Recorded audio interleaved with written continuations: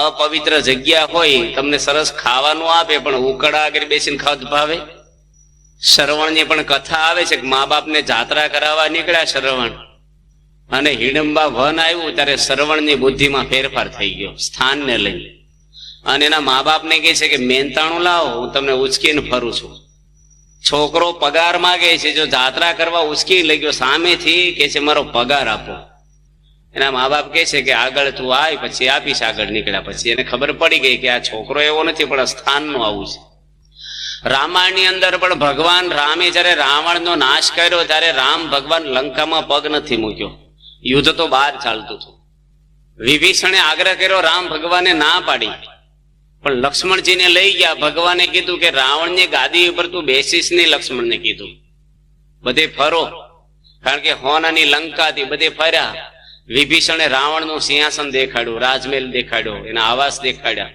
પછી કીધું કે આ સિંહાસન ઉપર થોડી વાર બેસો. લક્ષ્મણજી કે રામ ભગવાને ના પાડી છે કે થોડી વાર બેસો ને પછી મારે કાયમ બેસવાનું છે આ ગાદી ઉપર, પ્રસાદીનું કરી આપો, બેસીને ઉતરી જજો.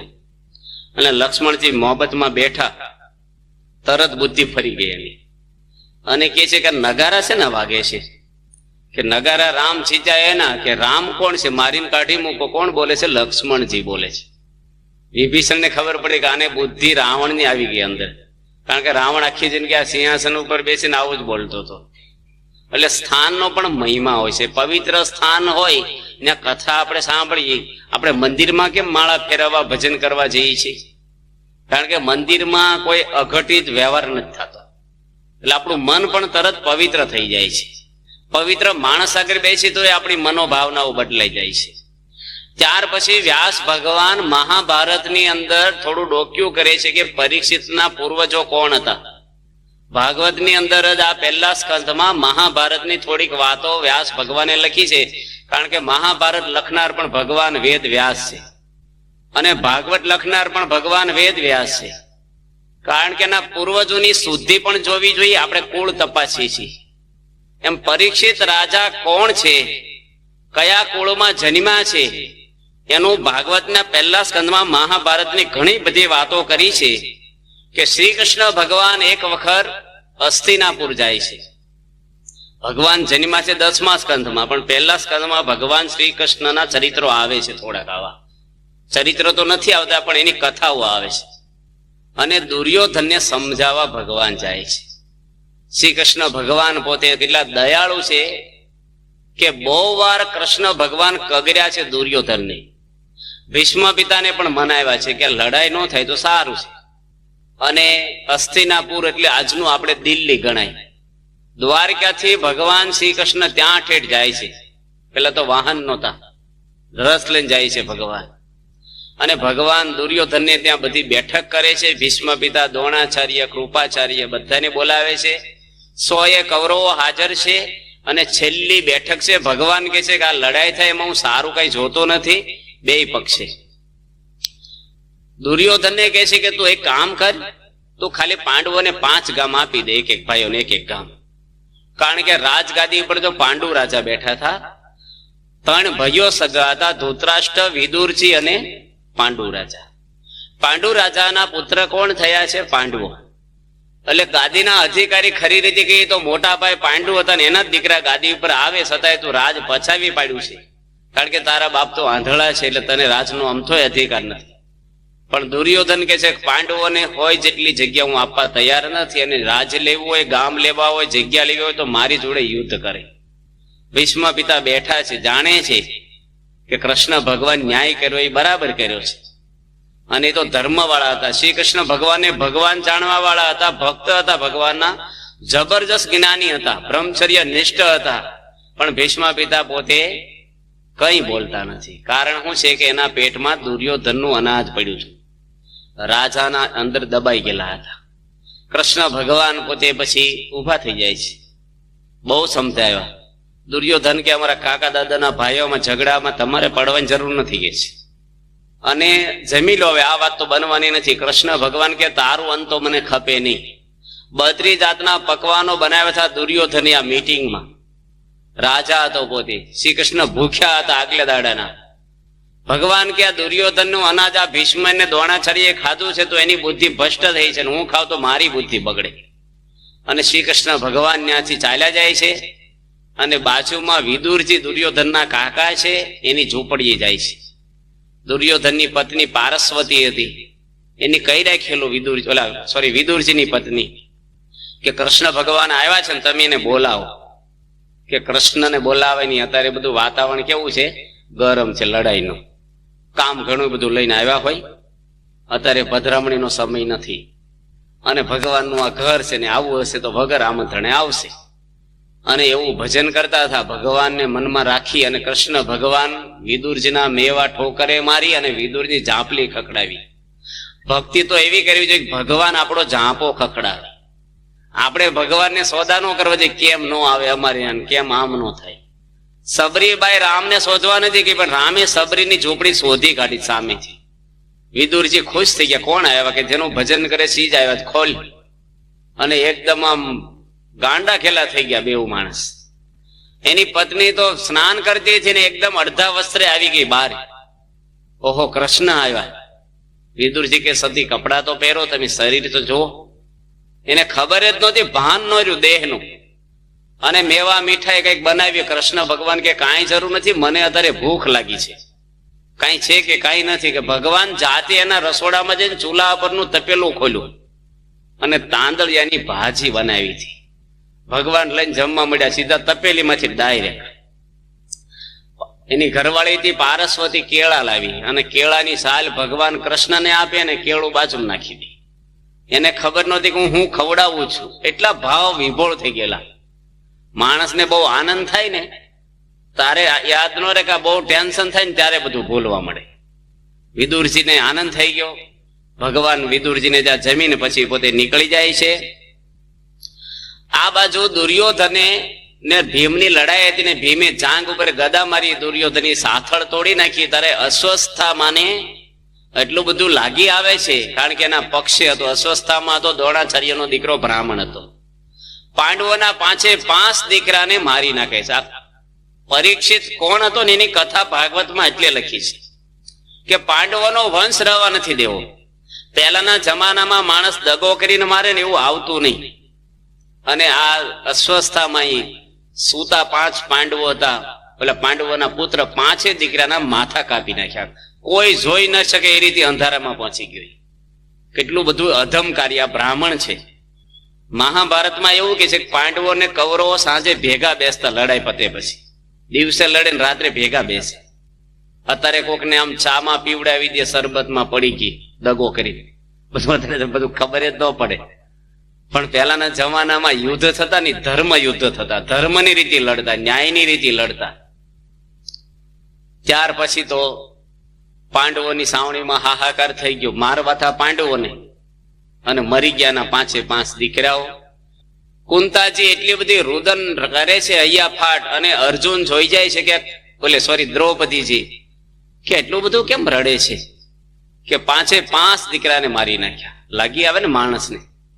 અર્જુન એ વખતે પ્રતિજ્ઞા કરે કે જેની દીકરાને માર્યા છે ને એનું શિર છેદ કેતા એનું માથું નહીં કાપું, અને તારા પગ આગળ એનું માથું મૂકીને એની ઉપર પાટલો મૂકીને તને સ્નાન કરાવી છે, નકર મારી નરકમાં ગતિ થાય. આ અર્જુને પ્રતિજ્ઞા લીધી. અને અર્જુન પોતે જાય છે અસ્વસ્થામાને પકડવા. બ્રહ્માસ્ત્ર છોડે છે, પણ કૃષ્ણ ભગવાન એની સહાય કરીને એને પકડીને લાવે છે બાંધીને. દ્રૌપદીજી જોઈ ગયા. દ્રૌપદી એને જોઈને રડી પડ્યા. મુચ્છતામ બ્રાહ્મણો ગુરુ. બ્રાહ્મણ છે આપણા ગુરુ કહેવાય. મુચ્છતામ કહેતા એને છોડી દે કે છે. કોને કે છે? અર્જુનને. કેટલો વિવેક છે દ્રૌપદી, કેટલું એનું કરુણા છે ને હૃદયમાં, કે પોતાના 5 દીકરાને મારી નાખ્યા છે છતાં શું કે છે? છોડી દે આને. કે મને મારા દીકરા વાલા હતા ને એવું જ એને પણ એનો એકનો એક દીકરો છે, એને માને વાલો હશે. ગમે તેવો હોય પણ એની માને તો વાલો હોય ને. ભીમ કે તું છોડીશ નહીં આને, હવે આને પતાવી જ દેજે. કૃષ્ણ ભગવાન કે છે શાસ્ત્રમાં મારી 2 આજ્ઞા છે. ભગવાન હયાત ઉભા થયા. બ્રાહ્મણને મારવો જોઈએ ને નોય મારવો જોઈએ. કે કોઈ પણ બ્રાહ્મણને નો મારવો જોઈએ, પણ આયતા એ બ્રાહ્મણ હોય કેતા ખોટી રીતે લોકોને મારતો હોય ને એવા બ્રાહ્મણને મારવામાં પાપ નથી. ખોટી રીતે લોકોને દગો કરીને માર્યા હોય ને એને મારવામાં પાપ નથી, ભ્રમ હત્યાનું પાપ એને નહીં લાગે. હવે કરવું શું?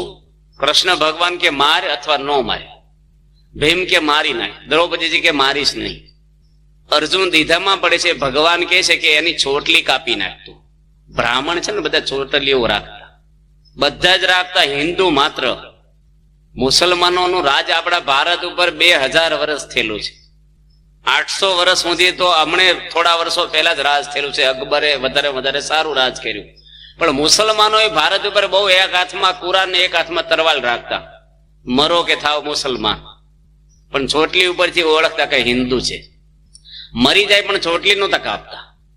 અત્યારે તો બધાને ફ્લેટ થઈ ગયા માથા, કોઈને ચોટલી જવું જ નથી રહ્યું. હિન્દુને ચોટલી હોય, બ્રાહ્મણને ખાસ રાખે. અને દેહ છે ને એને દેવાલયની ઉપમા આપ્યું છે. દેહો દેવાલય એટલે શરીર છે એક મંદિર છે આપણું, જેની અંદર ભગવાન બિરાજમાન છે.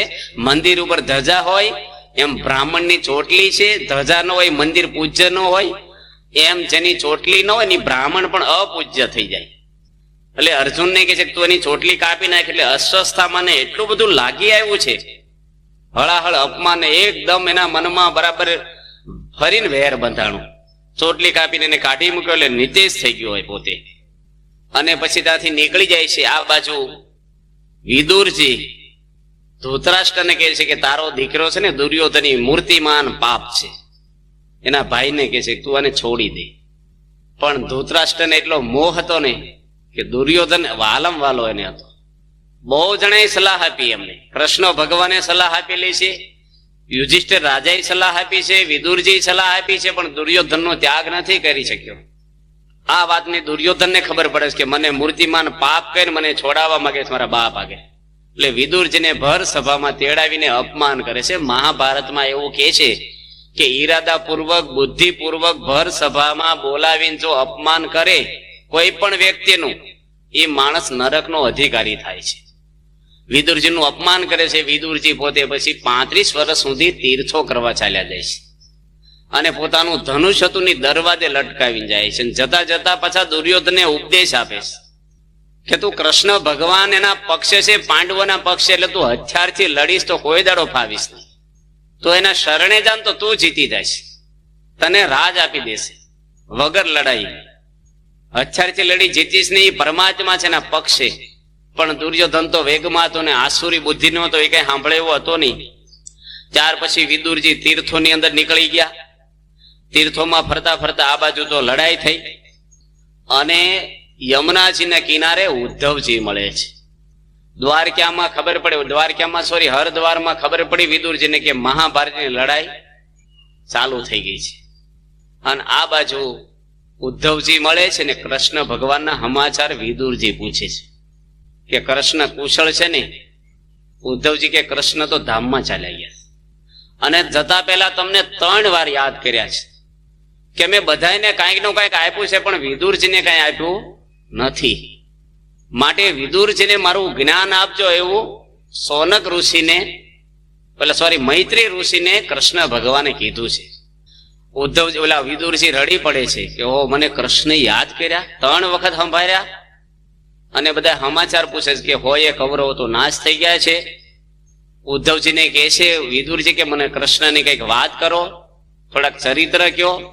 ઉદ્ધવજી કહે છે કે લોકો તો અભાગ્યા છે જગત આખું, કે ભગવાનને ઓળખી શક્યા નહીં.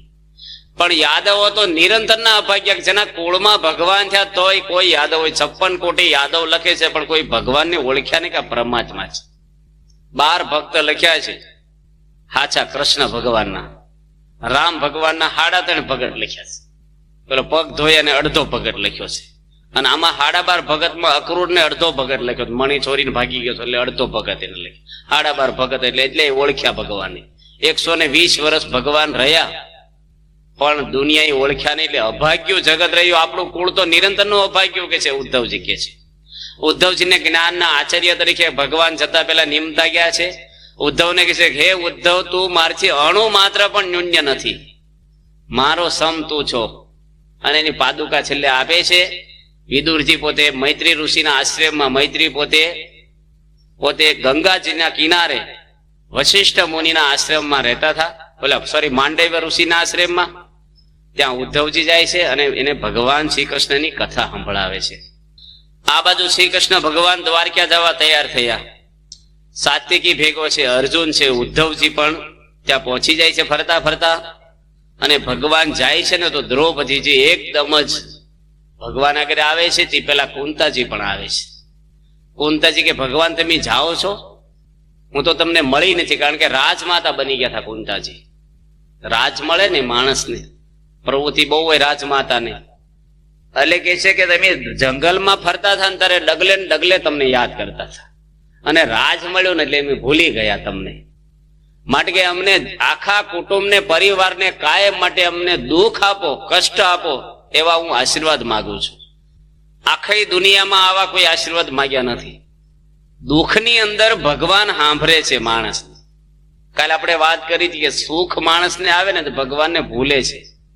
આપણે જોજો કે ઠેસ વાગે દાઝી ગયા હોય ને તો તરત ભગવાન આમ સામાન્ય આમ થોડું કઈક હોય ને, વરસાદ ન પડે તો બધા આકાશમાં જોવે, ધૂન કરે.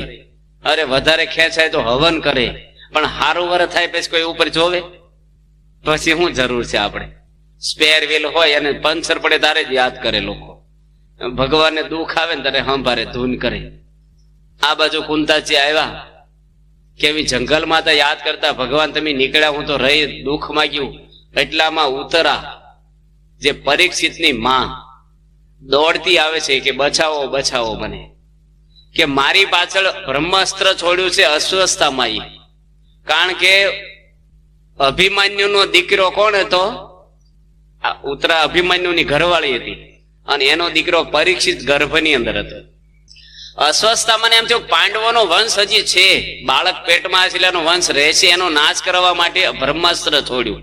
પેલા બધા આવા જ અસ્ત્રો હતા. અત્યારે બધા બોમ્બ ને મિસાઇલો ને પેલા આ બધા વાપરતા લોકો. અને 5 ધગધગતા બાણ આવ્યા, 5 પાંડવોને નાશ કરવા માટે, આમ અગ્નિ વર્ષે એવા.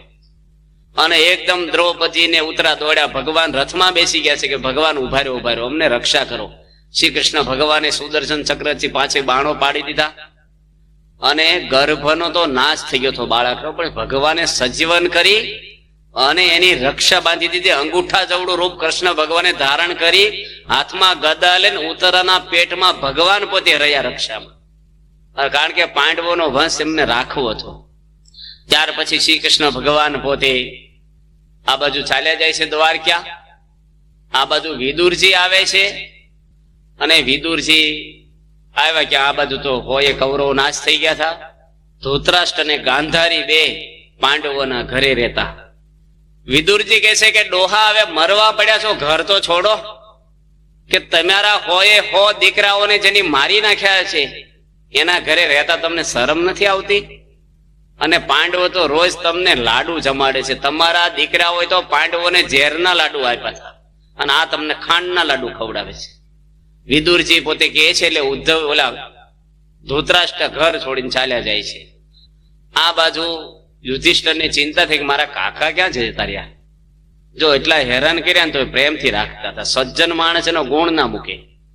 બહુ શોક કરવા મળ્યા કે અમે એને હાંચવાની હોય, ક્યાં જતા રહ્યા. એટલામાં નારદજી આવે છે કે તમે શોક ન કરો, તમારા કાકાને વિદુરજી લઈ ગયા છે, અને 5 દાડામાં તીર્થોમાં એ પણ ધામમાં જતા રહેશે. અને પાંડવોને કહે છે કે તમારો સમય પણ હવે નજીક આવી ગયો છે.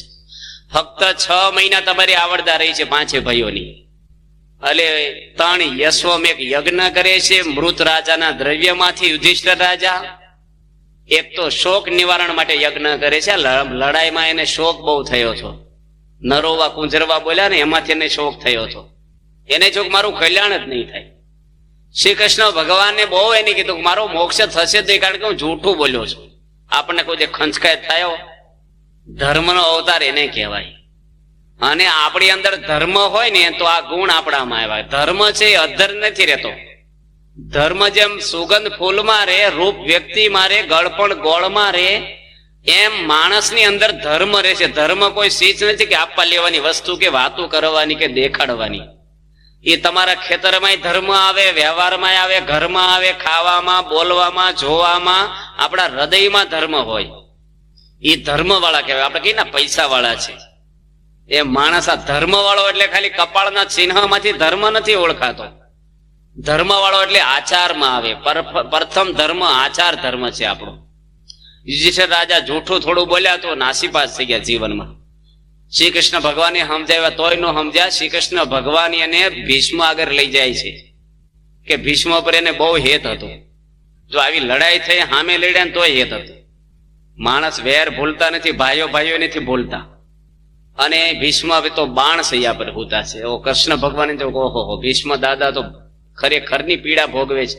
આખી બાણની પથારી, ભાલા ખોડેલા, એની ઉપર શરીર હોઈ જવાનું આખું.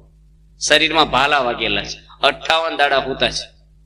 શ્રી કૃષ્ણ ભગવાન ત્યાં જાય છે અને કહે છે કે ભીષ્મ દાદા, આ યુધિષ્ઠિરને શોક બહુ થાય છે, તો તમે કઈક વાત કરો. એ વાત હમણે રવા દો, મારી વાત તમે સાંભળો. કે હું તમને પ્રશ્ન પૂછું તો મેં જીવનમાં કોઈ પાપ કર્યું નથી. કોને કે છે આ? મન કી જાણે તન કી જાણે, જાણે ચીજ કી ચોરી, इसके आगे क्या છુપાવું जिसमें हाथ में દોરી. જે મનનું જાણે છે પરમાત્મા, એને કે છે કે મેં પાપ કર્યું નથી.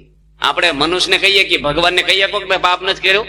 દર્શન કરી ત્યારે ભગવાન આગળ આપણા પાપ આપણે મનમાં વ્યક્ત કરીએ છીએ. ભીષ્મ કે છે મેં કોઈ પાપ નથી કર્યું.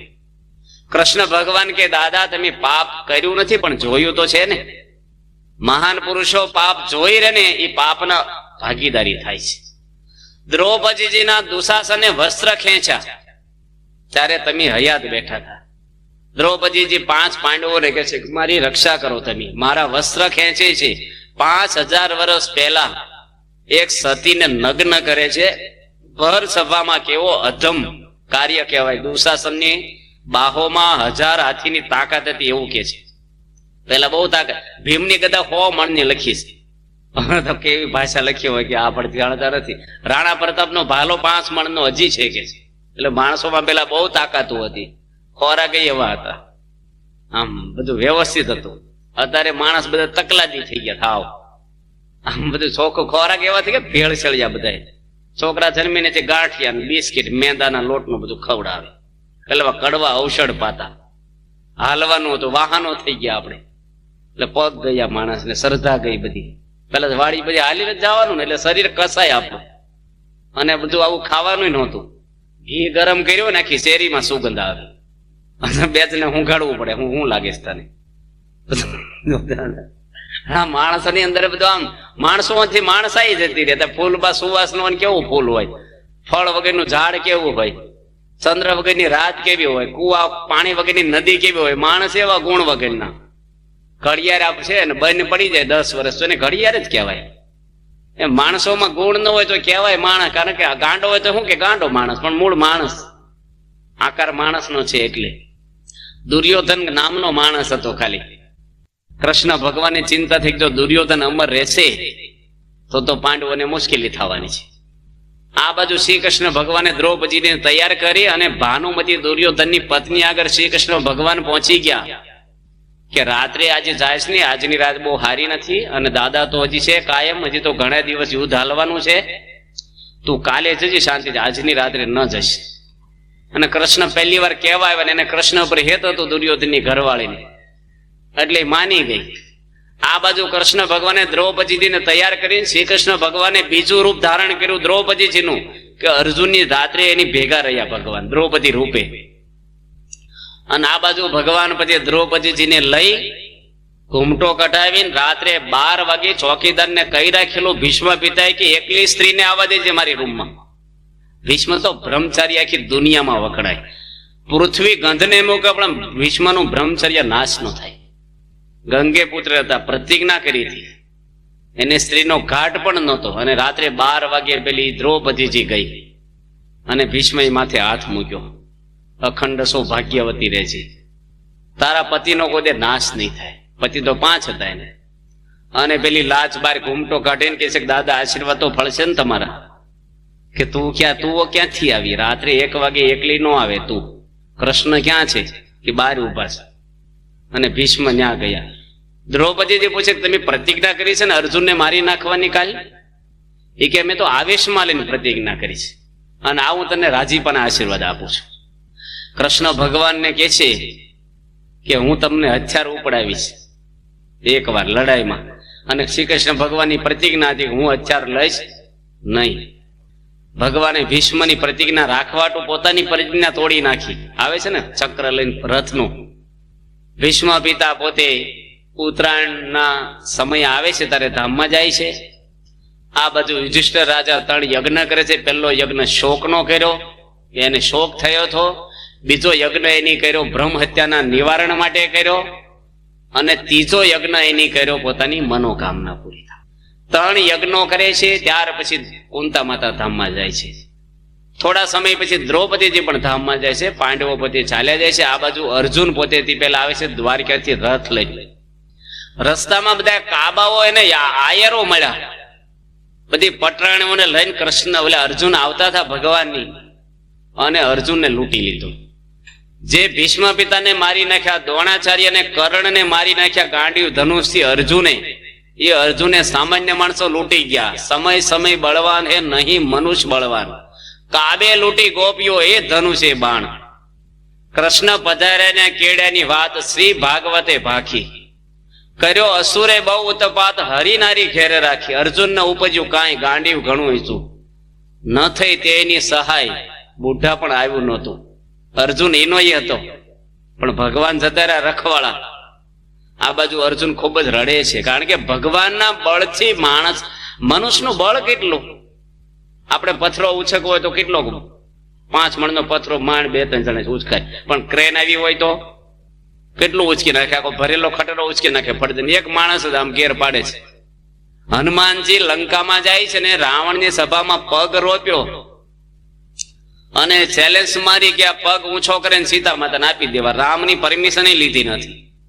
કેટલો આત્મવિશ્વાસ ભગવાનમાં એને હશે. બધાય પગ ઉપાડવા આવે છે ને પગ ઊંચો નથી થતો, છેલ્લે રાવણ પગ ઉપાડવા આવે છે. મારા પગમાં શું પડે છે કે છે, રામના પગમાં પડ તો તારો ઉદ્ધાર થશે, આવું કે છે. રાવણ પૂછે કે તું છો કોણ? તારા પગમાં એટલી તાકાત છે, તું કોણ છો? હનુમાનજી શું બોલે છે? રામનો દાસ છું. એવું નથી કેતા તારો બાપ છું. ઘણા કે ને કોણ છો? તારો બાપ છું. બળ પોતાનું નથી બતાવ્યું. માણસને આમ પાવર આવી જાય, રાવણ થી પગ ઊંચો નો છો, હવે શું છે તારે? રામની તાકાત હતી એનામાં. જે કઈ કૃપા હતી કોની હતી? રામની. ભગવાનના બળથી માણસ આગળ આવે છે. મનુષ્યનું બળ કેટલું માણસ કરી શકે? એટલે એ બાજુ પછી પોતે કૃષ્ણ ધામમાં ગયાના સમાચાર અર્જુન પોતે લાવે છે. અર્જુન પોતે હૈયા ફાટ યુધિષ્ઠિર આગળ રડી પડે છે. યુધિષ્ઠિર પૂછે કેમ રડે છે તું? તો કે છે કે કૃષ્ણ ભગવાન જતા રહ્યા, આપણા રક્ષણ કરવા વાળા. દ્રૌપદીજી કહે છે કે ઉઘાડનારા રહ્યા અને ઢાંકનારા ગયા આપણા. જે કાયમ આપણે સહાય કરનારા હતા એ ભગવાન પોતે ચાલ્યા ગયા છે જગત છોડી. પાંડવો પણ ઉદાસ થઈ ગયા છે. ત્યાર પછી પાંડવો પણ હિમાલયમાં હાડગાળવા પોતે જતા રહે છે. આ બાજુ પોતે પરીક્ષિતનો જન્મ થાય છે. પરીક્ષિત રાજાને જન્મ પાંડવો જતા પહેલા પરીક્ષિત તો જોકે મોટો થઈ ગયો હતો. પરીક્ષિતના જ્યોતિષોએ જોવડાવ્યું કે આને સર્પદંશથી મૃત્યુ થવાનું છે. કેટલી બધી રક્ષાઓ કરી છે ભગવાને. અને જ્યોતિષો કે પરીક્ષિતનો સર્પદંશથી મૃત્યુ થશે એમનું. રાજા બહુ ધર્મવાળો થશે, તમારી કીર્તિઓ ફેલાવશે, પણ મૃત્યુ એની આ રીતે નક્કી થયેલું છે નિર્માણ. ત્યાર પછી તો ઉત્તરની પુત્રી ઈરાવતી સાથે પરીક્ષિતના લગ્ન થાય છે. જન્મજય વગેરે 4 દીકરાઓ એમને થાય છે. મોટો જન્મજય હોય છે. અને પરીક્ષિત રાજા પોતે બહુ યુવાન થયો અને રાજ તિલક કરીને પાંડવો પોતે ચાલ્યા ગયા. પરીક્ષિત રાજા દિગ્વિજય કરવા નીકળે રથમાં બેસી. સારા ભોમંડળમાં એનું સામ્રાજ્ય છે પરીક્ષિતનું. અને રથમાં બેસીને ગયા તો એક દ્રશ્ય એમને જોયું કે એક અબુદ્ધ માણસ, ભીલ જેવો શુદ્ર પુરુષ, એક બળદને 3 પગ તૂટી ગયા હતા ને એક પગે બળદ ઉભો હતો. એને પણ લાકડીથી ધોકાથી મારીને પગ તોડી નાખ્યો હતો. અને બાજુમાં એક ગાય ઉભી હતી, એને પણ લાતો મારતો હતો. ગાય પણ ગોબર કાઢતી હતી, રડતી હતી. 2 વાતો કરે છે ગાય ને બળદ કે શ્રી કૃષ્ણ ભગવાન આ પૃથ્વી પર ભાર ઉતારનારા હતા અસુરોનો, માયાનો. એ ચાલ્યા ગયા. આપણું રક્ષણ કરવા વાળા જતા રહ્યા. હવે કોણ આપણને આમાંથી ઉગારે? એટલામાં એકદમ પરીક્ષિત રાજા નીકળે છે ને આ જોયું દ્રશ્ય ને એકદમ રથમાંથી કૂદી પડ્યા. બાણ ઉગામે છે મારવા માટે. અને એકદમ શરણે આવી ગયો પેલો માણસ, શુદ્ર માણસ. કે નમન નમનમાં બહુ ફેર, બહુ નમન નાદાન. પહેલાના રાજાઓ શરણે આવે ને એનો નાશ નહોતા કરતા. પરીક્ષિત તું કોણ છો? કે મૂર્તિમાન કળજુગ છું. ધર્મના 4 પગ હોય છે, 3 પગને તોડી નાખ્યા કળજુગે. સતયુગની અંદર તપ હતું, એક તપ રૂપી પગ તોડ્યો. ત્રેતા યુગની અંદર દયા હતી, દયા પણ સમાજમાંથી ચાલી ગઈ. દ્રાપદ યુગની અંદર પવિત્રતા હતી, એ પણ જતી રહી. અને કળજુગ એક સત્યના પગના આધારે ઉભો છે. બળદ, બળદ કહેતા ધર્મનું સ્વરૂપ. અને ગાય હતી એ મૂર્તિમાન પૃથ્વી હતી. પરીક્ષિત રાજા કે તું મારા સામ્રાજ્યમાંથી ગમે ને ભાગી જા, કે તમારું આખી દુનિયામાં રહેશે, મારે જવું ક્યાં? મને થોડુંક રહેવાની જગ્યા આપો. પરીક્ષિત રાજા એને જગ્યા આપે છે, 4 સ્થાન આપે છે. 4 સ્થાન કળજુગના ગણાય છે ભાગવતની અંદર. પહેલું ક્યાં રહેવું તારે? તો કે છે દૂતમ કેતા જુગાર રમાય ત્યાં રહેવું. કળજુગ એટલે કંકાસ, કકળાટ, ઝઘડો, એનું નામ કળજુગ. અત્યારે આપણે કળજુગમાં જીવી છીએ, પણ કળજુગ છે ને એ આપણામાંથી અઠે, સમાજમાંથી ન અઠે. આખી દુનિયામાંથી કળજુગની આવડતા 4,32,000 વર્ષની લખી છે. હજી કળજુગ 5,000 વર્ષનો થયો છે. શ્રી કૃષ્ણ ભગવાન હતા ત્યારે યુધિષ્ઠિર રાજાએ પહેલી વાર તાળા જોયા દુનિયામાં. તાળા બનાવવા વાળો લુવાર જોયો યુધિષ્ઠિર રાજાએ, કે આ શું બનાવે તું? કે તાળા બનાવું છું. તાળા શેના માટે? તાળા જ નહોતા ક્યાંય. એ કે આ લોકો ચોરીનો છે ને એટલે આ લોક મારવાનો. લોકો બીજાની વસ્તુ લઈ જાય એ કલ્પના જ નહોતી. ભાગવતમાં કથા આવે છે, એક વાણિયાએ બ્રાહ્મણે વાણિયાને ઘર વેચ્યું. અને ઘર વેચ્યા પછી ઘર તોડ્યું પેલા વાણીએ, અને વેખ્યું તો અંદરથી હોનાના ચરું નીકળ્યા. એટલે વાણીઓ બ્રાહ્મણને દેવા આવે છે કે ભાઈ આ મારી માલિકીના નથી, આ તમારા પૂર્વજોએ દાટ્યા હશે, એટલે હક તમારો કહેવાય, તમે લઈ લો. બ્રાહ્મણ કે મેં તને વેચી દીધું ને પછી મારું આમાં કાંઈ ન હોય, જે નીકળે તારું ગણાય, હું ન લઉં. જો આ સતયુગ. યુધિષ્ઠિર રાજા હતા, એને કઈ ન્યાય કરાવવા આવ્યા. રાજા સમજાવે છે, બે કે એક એમી નો લઈને પેલો કે હું ન લઉં, અનહક નું લઈ પાપ કહેવાય. રાજા કે મૂકી રાખો, પછી ન્યાય કરશું. એ વખતે ભગવાન શ્રી કૃષ્ણ પૃથ્વી પર હયાત હતા. શ્રી કૃષ્ણ ભગવાન ગયા ને પછી થોડા વર્ષો પછી પેલો આવ્યો વાણિયો. એ કે પેલું લાવો, એ મારું જ કહેવાય, કારણ કે મેં ઘર ખરીદી લીધું, એમાં જે નીકળે મારું જ કહેવાય. બ્રાહ્મણ આવ્યો કે એનું ન કહેવાય, એને ઘર જ વેચવું છે, પેલું તમારા વડવા હોય દાટ્યું હોય. બે ઝઘડ્યા. આ કળયુગ નું શરૂઆત થઈ ગઈ. માણસને તરત શરૂઆત થઈ. ભગવાન જ્ઞાન તરત જ, જેમ લાઈટ જાય ને અંધારું થાય ને, તરત જ બધું આવવા મળ્યું. એટલે કળયુગ પોતાને 4 સ્થાનો પરીક્ષિત રાજા આપે છે. પહેલું સ્થાન કયું આપ્યું? જુગાર. જુગારનો અર્થ હાવ ગુજરાતીમાં કરવો હોય તો અનહક નું લઈ લેવું, મહેનત કર્યા વગર મેળવી લેવું, એનું નામ જુગાર. આપણે જુગાર રમીએ છીએ બધા જ. ભક્તિ કરવી નથી અને ભગવાનનું ધામ જોઈએ છીએ. નોકરી કરવી નથી માણસને, પગાર લેવો છે, એ પણ જુગાર છે. વિદ્યાર્થીઓને ભણવું નથી અને પહેલા નંબરે પાસ થવું છે ચોરી કરીને, એ જુગાર જ છે. મહેનત વગરનું મેળવવું અનહકનું, એ જુગાર. પાંડવો પણ જુગાર એમાં કાકા દાદાના ભાઈઓ હતા. અત્યારે માણસો સમાજમાં, આપણે ગામડામાં પવિત્રતા છે, પણ અબજો રૂપિયાનો જુગાર ખાનાઓ ચાલે દુનિયામાં.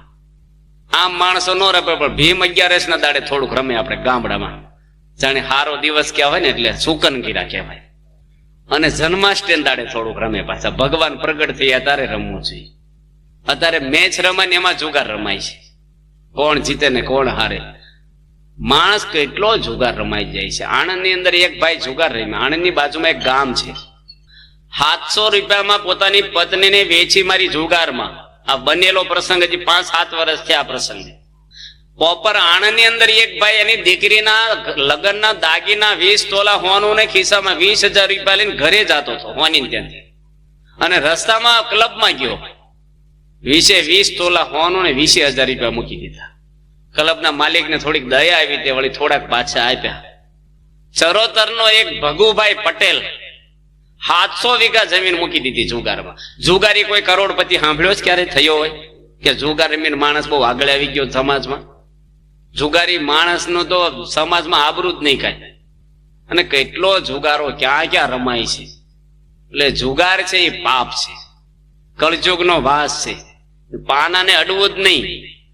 લંડન ની અંદર કહેવત છે કે પાસા કેવા નાખવા જોઈએ? આપણે પાસા નાખે ને જુગારમાં, પાસા એવા નાખવા જોઈએ કે પાસાને એવા નાખી જ દો કે ફરીને આવે જ નહીં, એવા જ નાખો કે ફરીને પાસા આવે જ નહીં આપણી પડખે. ઘણા કે અમે ખાલી ખાલી રમીએ છીએ, ખાલી માંથી જ થાય પછી ભર્યું, એ અડવાનું જ નહીં. છોડે આમ રમે પછી બોલી થાય. ગઢડાની બાજુમાં પીપળ ગામ છે, હું એ ભાઈના ઘરે જઈ આવ્યો છું, 1.5 વર્ષ થયું. ખેડૂત છે, પટેલ આપણો, સારામાં સારો બંગલો છે ગામમાં, ભાવનગરમાં બંગલો છે, બધું જુગારમાં ફૂકી માર્યું એક દાડામાં. 10% વ્યાજ લાવ્યા, દરબારો નથી રૂપિયા, બધું જ આજે એના બૈરા છોકરા મજૂરી કરતા થઈ ગયા.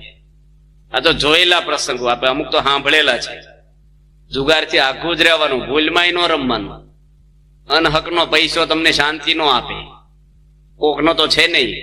પાના રમીને માણસ હજી કેટલા બધા આવું તો આવે છે. એટલે ભક્તિ આપણે કળજુગનો વાસ છે, રમવું નહીં. બીજું કે છે પાનમ કહેતા દારૂ. દારૂ પણ માણસને કળજુગનું સ્થાન આપ્યું છે. પરીક્ષિત રાજાએ કેટલો દારૂ પીવાય છે? 10 વખત નર્મદા આવે ને એટલો દારૂ વરસમાં પીવાય છે. કેટલો દારૂ! આજે જાત જાતના દારૂ, 1000 જાતના દારૂ લખ્યા છે. આપણે જેમ કેરીઓ છે ને, 1000 જાતની કેરીઓ બહાર આવે છે. આપણે થોડીક આમ તોતાપુરી ઢીકડીને હાફૂસ ને ધાણતા હોય, બાકી ચોપડી છે 1000 જાતની. 700 જાતના ચોખા આવે છે. એમ દારૂ પણ 1000 જાતના આવે છે.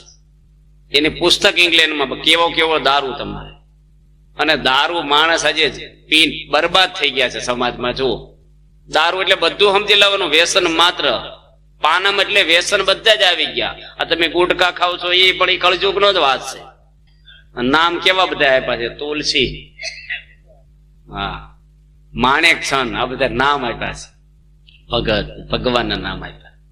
મારી પાસે કચરો ભર્યો હોય. હમણાં એક ભરતભાઈ આવ્યા હતા લંડન થી, ગઢડા. એના ઘરે હું 2 વાર જમી આવ્યો છું લંડન. મેં એને કલાક સમજાઈને હાથમાં પાણી આપ્યું, ભગવાનની મૂર્તિ આગળ લઈ જાય. તિલક સાંડલો કરે પાછા. અને 22 માવા ખાય રોજના. 30 વર્ષની ઉંમરે ભાઈ મૃત્યુ પામ્યા. હમણાં જ ગઢડા આવ્યા હતા ને પ્રમુખ સાહેબના આશીર્વાદ લીધા, બ્લડ કેન્સલ થઈ ગયું.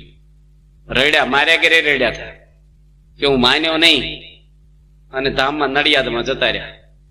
માવા ખબર ને કેમ ના, માવો દૂધ નો હોય. આ માવા કહેવાય, માવો દૂધ ને એમ પેંડા બને એ માવો કહેવાય. આ માવા કહેવાય, કચરો કહેવાય, ગટર. મોઢામાં નાખે જ માણસો. અરે ઘણા માવતર એવા છોકરા નહીં ખવડાવે, પાછા થોડુંક લેવા જાય ને લે 2 પાંદડા.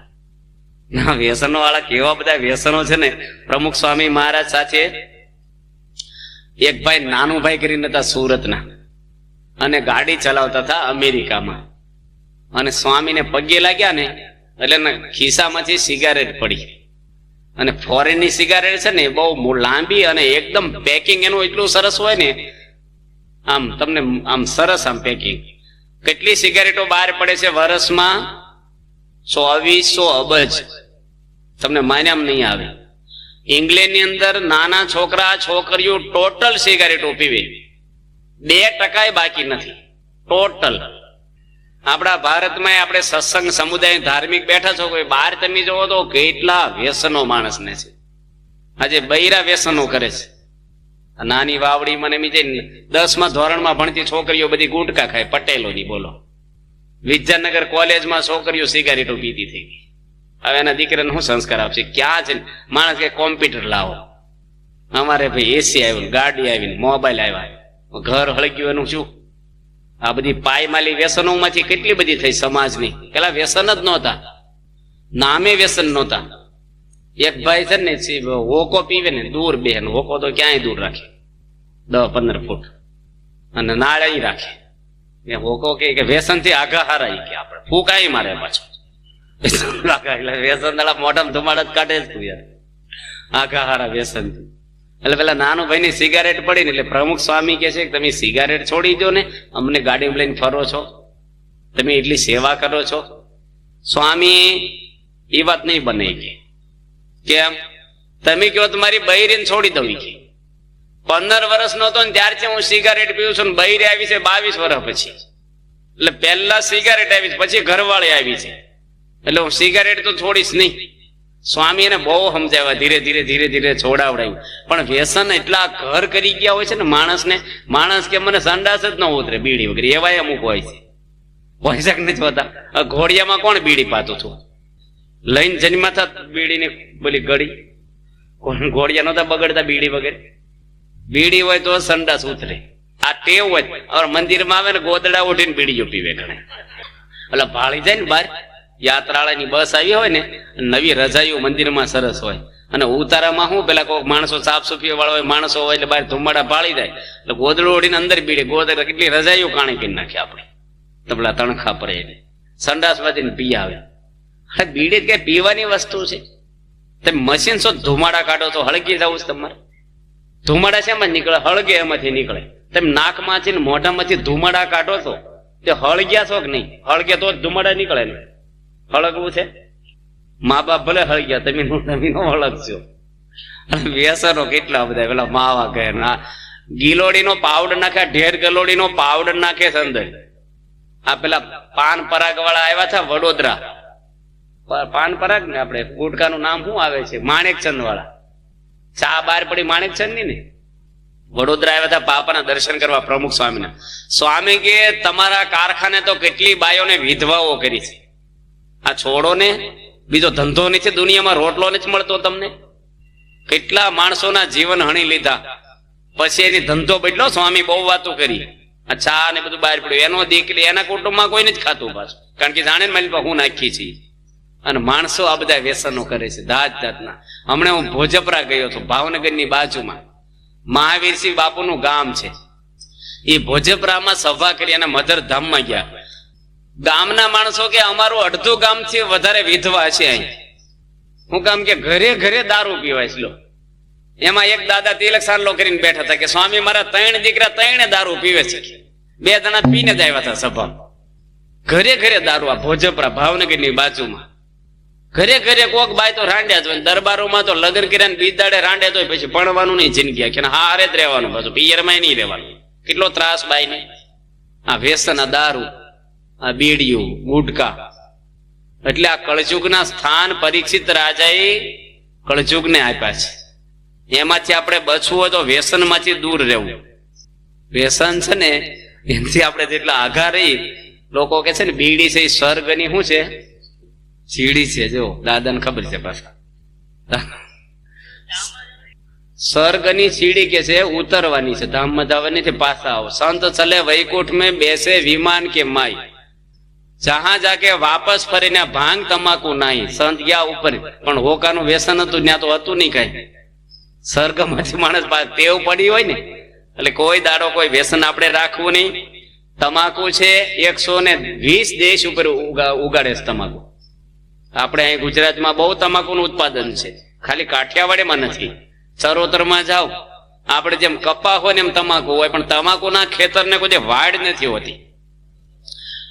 કારણ કે ઢોર છે ને એ પણ તમાકુ ખાતા નથી, એટલે વાડીને રાખતા જ નથી. દાદા તમે કથા વચ્ચે ન બોલશો, સાંભળવાનું સુખ નો આવે.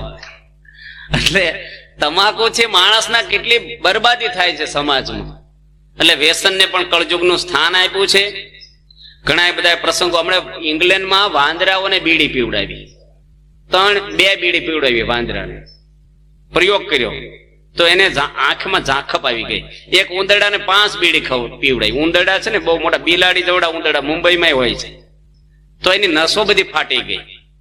તમે જોજો કોઈ વ્યસન નો એક બીડી પીવો ને તમને ચક્કર આવવા મળે, 2 છની લાગે. કારણ કે ખોટી વસ્તુ છે. તમે કોઈ જે ખાધું ન હોય એવું કઈક ઢોકળા ખાઓ, કઈક એવી વેરાયટી મીઠાઈ ખાઓ, તમને ચક્કર નહીં આવે. ચાઇનાની કઈક આઈટમ ખાય, કઈક પંજાબી આઈટમ ખાઓ, શાકાહારી આવશે. પણ તમે બીડી છે, તમાકુ 5 પોતરા ખાઓ, તરત વમળાવવા મળે માણસને. એ માણસનો ખોરાક જ નથી. એટલે એને પણ આપણે સ્થાન આપ્યું છે. ત્યાર પછી કળજુગે ત્રીજું સ્થાન છે એમાં આપ્યું છે વ્યભિચાર. વ્યભિચારના કર્તવ્યો. કોઈ દાડો પર સ્ત્રી ગમન કરવું નહીં. સ્ત્રીની અંદર કળજુગનો વાસ આપ્યો છે, સ્ત્રીની અંદર જ. પણ કઈ સ્ત્રીને આપ્યો છે? કુટલા સ્ત્રી હોય, વેશ્યા સ્ત્રી હોય, અધર્મ નીતિ વાળી સ્ત્રી હોય, એની અંદર પણ કળજુગનો વાસ પરીક્ષિત રાજાએ આપ્યો છે. ઇન્દ્ર રાજા, દેવતાઓનો રાજા કહેવાય, સ્વર્ગનો. એ રાજા પોતે ચંદ્રને વાત કરે છે કે ગૌતમ ઋષિ છે ને એની પત્ની બહુ દેખાવડી છે, અહલ્યા, અને મારે એની જોડે સંભોગ કરવો છે, તું મને મદદ કરી. જો આવા કામમાં પાછા ચંદ્રમાં મદદમાં જોડાણ, આવા કામમાં મદદ કરાય કે પેલા શિખામણ અપાય? સચી જેવી રાણી છે, કેટલી બધી અપસરાઓ છે ઇન્દ્ર આગળ, અને ઋષિના ઘરમાં એ કે હું મદદ કરું, કે તું કુકડો થઈને બોલજે 3 વાગે, અને હું બિલાડો થઈને એના ઘરમાં કરી જાય છે. 3 વાગે કુકડો બોલ્યો ને રાજા પોતે, ઓલા ઋષિ પોતે ગૌતમ ઋષિ જાગી ગયા. કાચ વહેલી કેમ હવાર પડી? પેલા તો ઘડિયાળો નહોતા, પોતે સ્નાન કરવા ગંગા નદીમાં જાય છે. ગંગા બોલ્યા કે ઋષિ વહેલા કેમ આવ્યા છે? ઋષિને શું કઈ ગડબડ થઈ છે? કુકડો બોલ્યો ને ગંગાજી બોલ્યા વહેલા કેમ આવ્યા? પોતે નદી કિનારે ધ્યાનમાં બેસીને ઘરનું દ્રશ્ય જોયું. આર્ષ દ્રશ્ય હતા, ઋષિ બધું જોઈ શકતા, કે ઇન્દ્ર રાજા ઋષિ પત્ની જોડે ખોટી ક્રિયાઓ કરી રહ્યો છે. અને એકદમ ઋષિ શ્રાપ આપ્યો ત્યાં જ. શરીરમાં 1000 ભગ એને થઈ જાય ઇન્દ્રને, અને બધા ભગમાં એને પાસ પરવું નીકળે ને પીડા પામે 1000 વર્ષ ઊંધી. અને ચંદ્રમાને પણ એક પેલું માર્યું, પેલું હોય ને મૃગ ચર્મ, એટલે કલંક એનામાં પહેરી ગયું. બ્રહ્મવૈવર્ત પુરાણમાં એવી કથા આવે છે, એ પુરાણ આખું મેં વાંચ્યું ત્યારે ખબર પડી મને કે આમાં આવી કથા એક લખેલી છે. આપણે તો બહુ ઋષિઓનું બોલાય નહીં, પણ આ તો પુરાણમાં લખેલું છે કે બૃહસ્પતિની દીકરી તારા એને લઈને ચંદ્રમાં ભાગી ગયા. બૃહસ્પતિ દેવતાઓના ગુરુ કહેવાય, ગુરુની દીકરીને લઈને ચંદ્રમાં જતા રહ્યા. બધા સમજાવે છે તો મુકતા નથી ને એને છેલ્લે શંકર ભગવાન સમજાવવા ગયા કે પત્ની તો ગુરુની દીકરી તો બેન કહેવાય, તો છોડી દે. ભગવાને ત્રિશૂળ માર્યું એને ચંદ્રમાને, ત્યારે છોડે. આવી બધી કથાઓ, કારણ કે માણસને વાસનાઓ છે ને અનાદિકાળની જીવમાં છે. શરીર ઘટા થાય છે, મન ઘટું નથી થતું. મનમાં માણસને ઝંખના વિષયોની, ભગવાન સ્વામિનારાયણે લખ્યું છે કે બહારથી વિષય તમે નો ભોગવો ને તો અંતરમાં વિષયનું ચિંતવન થાય, પણ વિષય વગર કોઈ જીવ રહી શકતો નથી. વિષયો 5 છે. એટલે સ્ત્રીની અંદર પણ એને આપ્યું છે. ઘણા બધા પ્રસંગો એમના આવે છે. રાવણનું પતન શેમાંથી શું છે? કેટલો રાવણ વિદ્વાન હતો, 4 વેદ મોઢે બોલતો, બ્રાહ્મણ હતો, તપસ્વી હતો, 10,000 વર્ષ તપ કર્યું છે, શંકર ભગવાનનો ભગત હતો, છતાંય પણ સીતા માતાને બેહારવાના અભરખા ઘરમાં એમાંથી રાવણનું પતન થયું. જુઓ, સ્ત્રીમાંથી થયું ને. એક ભાઈ કથામાં શું કે આપણે છીએ ને ભમરા છે, સ્ત્રીઓ છે એ ફૂલ છે, ભમરો તો ગમે તે ફૂલ ઉપર સુગંધ લે. આવો ભેદ તમારે ન સમજાવો. કોઈક મહાત્માને કીધું છે, એવી કથા આવે છે. આપણે ગુણેશ્વરની વાતોમાં આ પ્રસંગ આવે છે કે ભાઈ આ શાસ્ત્રમાં વિવેક બતાવ્યો, વિધિ અને નિષેધ લક્ષ્મણ રેખાઓ દોરી છે કે બોર્ડરમાં રહેવું. અને પેલો છે ને કોકના ઘરમાં પેઠો હશે, રાતના ખોટા સંબંધ હશે, અને તો દરબારનું ઘર નહીં તો બારે વાડીએ ગયા હશે, અને આ બાજુ એ ભાઈ વાડીએથી રાત્રે આવ્યા પાછા, બીડી બાકસ કે ચા પાણી ભૂલી ગયા છે, અને જોડા પડેલા ફળિયામાં ખબર પડી કે મારા ઘરમાં કોક છે. સ્ત્રીની આંખમાં ઊંઘ નહોતી કે કોઈ નથી, અને ભાલો લઈને ગયેલા ને તે ભાલો કોઠીમાં નાખ્યો જોવા, અને કોઠીમાં ભાઈ હંતાણેલા. અને ભાલો વાગે તો નો અવાજ કરવો હોય તો નીકળે તો ખરો જ, અને શીશ પડીને પેલો તો ખાંડણીયામ ખાંડે ને ભાલાથી મળ્યો મારવા, અને કાળી શીશો પડે જીવ જાય. તારે મંદિર બાજુમાં સંતો જાગ્યા, પેલા બોલ્યા હતા નર ભમર. સંતોએ પૂછ્યું બાલમુકુંદ સ્વામીને, સ્વામી આ અવાજ કેમ બહુ આવું શું થાય છે? કે આ તો ભમર ગુંજાર કરે છે, કે છે ભમર ગુંજાર કરે છે. એટલે આ પાપ છે, આમાંથી દુઃખ હજારો લાખોને આવ્યા છે. કોઈ પાપ જાણતું નથી, પણ આપણું હૃદય તો જાણે છે ને, આપણને જ ખૂંચા કરે. એટલે સ્ત્રીની અંદર પણ આવી રીતે આપી છે પવિત્રતા. 33 યુગની અંદર પવિત્રતા જતી રહી. પવિત્રતા, હિંસાની અંદર આપણે કળયુગનો વાસ આપ્યો. 4થું સ્થાન, હિંસા ન કરવી કોઈ નહીં. સહેજ મળ્યા જો દૂધ બરાબર, માગ लिया છો પાણી, ખેસ लिया જો રક્ત બરાબર, ગોરખ બોલ્યા વાણી. સેજે સેજે મળે ને તો દૂધ મળ્યા બરોબર છે. તમે માગીને લો ને તો પાણી છે, દૂધ હોય તોય, અને ખેંચીને લો એટલે પરાણે લો ને એનું લોહી પીધા બરોબર છે. ભગવાન સ્વામિનારાયણની શિક્ષા પત્ર લખ્યું માકડ ચાકડ જો ઝીણા જીવને પણ મારવાની જાણી જોઈ. વિવેકાનંદ સ્વામી પરદેશ ગયા ને, અને કારખાનું દેખાડ્યું કે એક બાજુ ગાયને ઊભી રાખે અને ગાય કતલખાનામાં જાય તો બધા સ્પેર પાર્ટ એના જુદા થઈ જાય, લોહીની બોટલો ઓટોમેટિક ભરાઈ જાય. ચામડાના ઓટોમેટિક સાફ થઈને એના પટ્ટા બકલો બનવા મળે. પેલું પાકીટો અમેરિકામાં એવી ફેક્ટરી બતાવી, અને હાડક્યાનો પાવડર થઈને એની દવાઓ બને. એને એમ કે ખુશ થઈ જશે કે અમારા દેશમાં આવું સંત વિવેકાનંદ સ્વામી કે આ બધું ભેગું કરીને નાખો આ બાજુ, અને આ બધું ગાય ઊભી કરો હવે, કે તમને જીવાડવાનો અધિકાર નથી તો મારવાનો અધિકાર નથી. ભારતની અંદર 1 લાખ ટન માઉસ વેચાય છે દર વર્ષે. કેટલું?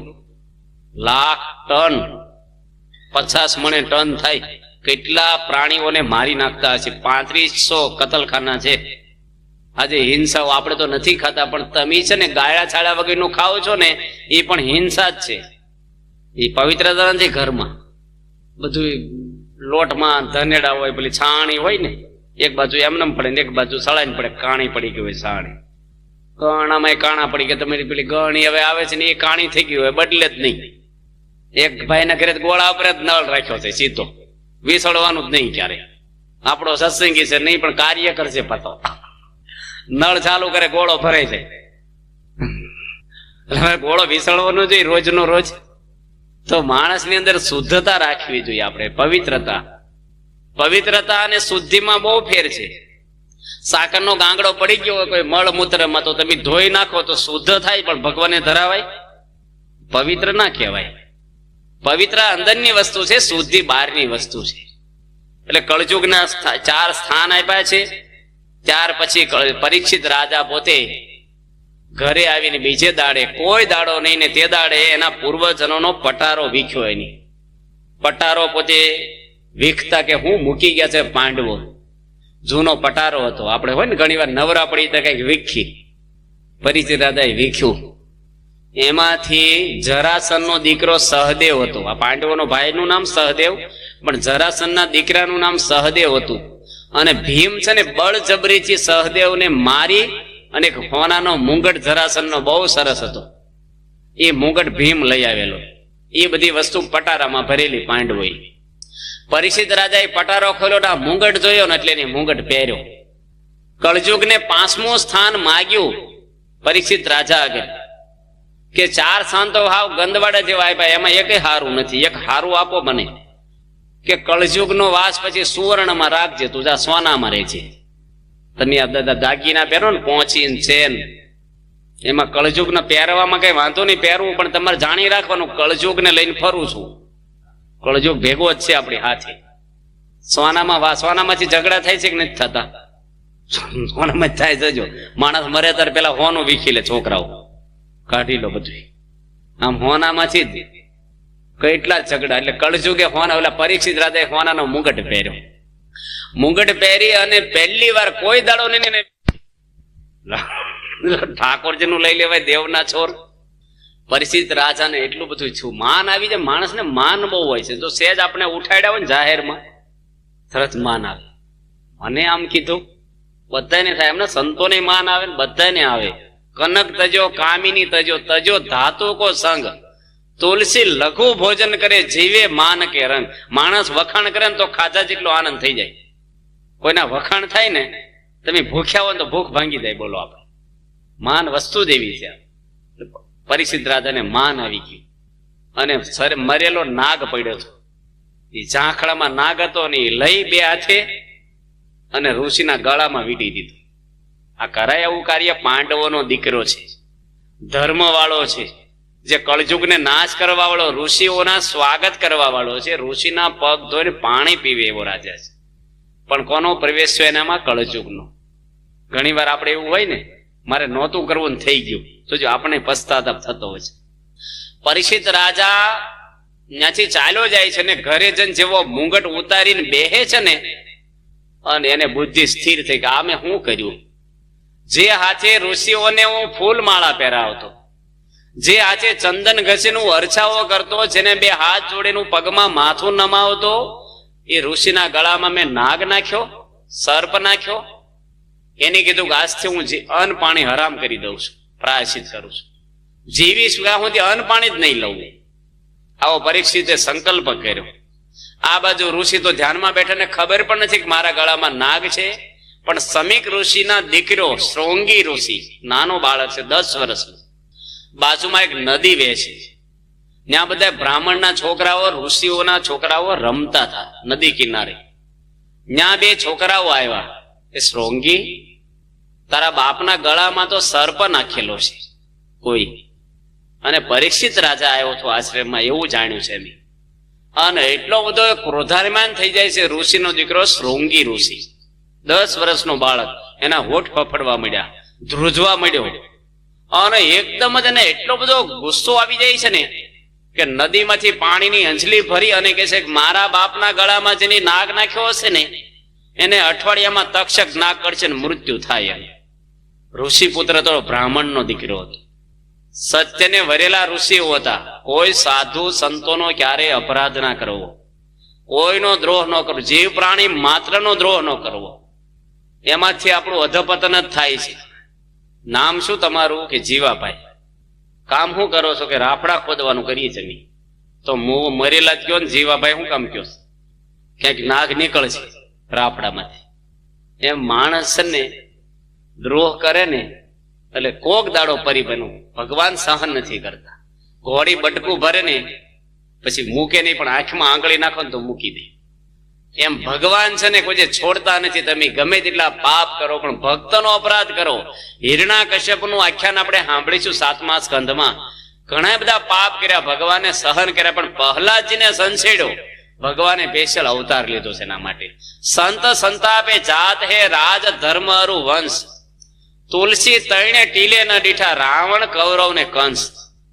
રામાયણમાં પ્રસંગ આવે છે કે રાવણ હતો ને એને સીતા માતા પર બહુ પ્રેમ હતો અને રામ ઉપર એને વિરોધ હતો, દ્રોહ હતો, દુશ્મનાવટી હતી. ભગવાન સાથે વેર હતું ને ભક્ત જોડે પર પ્રેમ હતો એને, તો એનું માથું કપાઈ ગયું. ભગવાનનો દ્રોહ કર્યો, ભક્ત ઉપર પ્રેમ કર્યો. એને સુરપંખા હતી, એને રામ ઉપર પ્રેમ હતો અને સીતા ઉપર વેર હતું એને. સીતા મરે તો રામ મારી જોડે પરણે, એના નાકાન કપાણા. પણ હનુમાનજીને શું હતું? રામ લક્ષ્મણ જાનકીને જય બોલો હનુમાન. તો એની પૂજા થાય છે. ભક્તરે ભગવાન બેવની પૂજા કરી. વલ્ભાચાર્ય 84 જગ્યાએ બેઠા ને એ 84 તીર્થ કહેવાના. જ્યાં જ્યાં બેઠા ને ભગવાનના ભક્ત પગ મૂકે ને તીર્થ બની જાય છે. સંતો ફરતા તીર્થ કહેવાય. જ્યાં જ્યાં જાય ત્યાં ગંગા રેલાય. પરીક્ષિત રાજાને તો આવું દુઃખ આવી ગયું છે મોટું, એને ખબર પણ નથી. આ બાજુ શ્રોંગી ઋષિ 10 વર્ષનો નાનો દીકરો શ્રાપ આપી અને એના બાપના ગળામાં નાગ પડેલો છે, એ કાઢવા પણ નથી રહેતો. અને એકદમ જ એના બાપ ધ્યાનમાં બેઠા છે ને જોશ જોશથી રડી પડે છે. ઋષિ થોડી વાર પછી ધ્યાનમાંથી જાગ્યા. કેમ રડે છો તું? પેલા છોકરા રડતા જ નહોતા. શું થયું તને? કે મેં શ્રાપ આપ્યો છે. પરીક્ષિત રાજાને શ્રાપ આપ્યો. શાના માટે આપ્યો? કે તમારા ગળામાં તો જુઓ મરેલો સર્પ નાખ્યો છે. ઋષિ ધીરે લઈને સર્પ કાઢીને બાજુ મૂકી દીધો. કે તે બહુ જ ખોટું કર્યું છે. રાજા તો પ્રજાનું પાલન કરનારા હોય. આજે રાજા વગરનું રાજ તો અંધધૂંધ એટલે રક્ષણ કોણ કરશે પ્રજાનું? આપણે તો સાધુ સંતોને સહન કરવાનું હોય. આ તો પાંડવોનો દીકરો પરીક્ષિત ધર્મ વાળો છે, એની ભૂલ કરી પણ તે કેમ કરી? પણ એ શ્રાપ એવા આપતા ને પાછા નહોતા ખેંચાતા. બોલ્યા એટલે પૂરું. કે ને સતી કોઈ શ્રાપ આપે નહીં અને સખણીનો લાગે નહીં. એટલે કે છે તું સમાચાર આપ પરીક્ષિત રાજાને, એને જે કરવું હોય કઈક તૈયારી તો કરે. 2 બ્રાહ્મણના છોકરાને મોકલે છે પરીક્ષિતને સમાચાર દેવા માટે. આવા સમાચાર દેવા એ પણ હિંમત જોઈ. પરીક્ષિત રાજા શાંતિથી બેઠા છે. 2 બ્રાહ્મણ પુત્રો આવ્યા. પરીક્ષિત રાજાએ સ્વાગત કર્યું, એનું નમસ્કાર કર્યા કે આવો શું છે? કે તમને શૃંગી ઋષિ શ્રાપ આપ્યો છે ને અઠવાડિયામાં 7 દિવસમાં તમારું મૃત્યુ છે. પરીક્ષિત રાજા એકદમ જાગી ગયો. મૃત્યુ તો દરેકને છે પણ આપણે જાગતા નથી. ઉત્તિષ્ઠ જાગ્રત પરાપ્ત વરાની બોધત. જાગો, ઉઠો. ઊંઘેલા છે. ગીતામાં લખે આ નિશા સર્વભૂતાનામ તસ્યામ જાગ્રતિ સંયમી યશામ જાગ્રતિ ભૂતાની પિશાચા સો મુનિ. કે જીવ પ્રાણી માત્ર ઊંઘેલા છે. કેમ ઊંઘેલા છે? કે પોતાના કર્તવ્યનું ભાન નથી એટલે જાગતો છે છતાંય ઊંઘેલો છે. બ્રાહ્મણનો દીકરો દારૂના પીઠામાં જઈને બેહે તો ઊંઘેલો કહેવાય, જાગેલો કહેવાય? તમને સપનામાં કર્તવ્યનું ભાન રહે? આપણને ઊંઘમાં રહે છે? ઊંઘેલા છે. એમ જાગ્રતમાં પણ ખબર નથી કે મારે શું કરવાનું છે એટલે ઊંઘેલા છે. પરીક્ષિત રાજા જાગ્યો. જો ગોપીચંદ રાજા જાગી ગયો. મેનાવતી રાણી હતી, એની માં વિધવા હતી, ઉપર નાતી, ગોપીચંદ રાજા નીચે નાતો છો ને મેનાવતી ઉપર હતી. ઝરૂખામાં ઊભી પોતાના પુત્રને જોવે છે. નાની ઉંમરમાં વિધવા થયેલી એક જ દીકરો ગોપીચંદ રાજકુમાર હતો, એકદમ રૂપના અંબાર હતો. દાસીઓ તેલ ફૂલેલ સુગંધથી નવડાવતી હતી અને શરીરનો બરડો બધું ખુલ્લું દેખાય. એની માં રડી પડી અને 2-3 આંસુ પડ્યા. શિયાળાના દિવસો હતા. અધ્ધર જોયું, ગરમ ટીપા. આંસુ 2 પ્રકારના હોય, દુઃખના આંસુ હોય ને ગરમ હોય, અને સુખના આંસુ આવે ને ઠંડા હોય. ટ્રાય કરજો કોક વાર, જોજો પ્રસંગો આવે ને કોક વાર પાણી ઠંડુ લાગે. એની માં કે છે, પરીક્ષિત રાજા કે છે, કેમ રડે છો?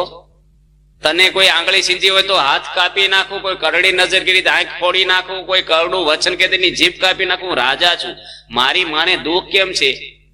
મેનાવતી કહે છે કે કોઈની મગદૂર નથી મારી સામે કરડી નજર કરે, પણ મને દુઃખ તારું છે. કે શું છે?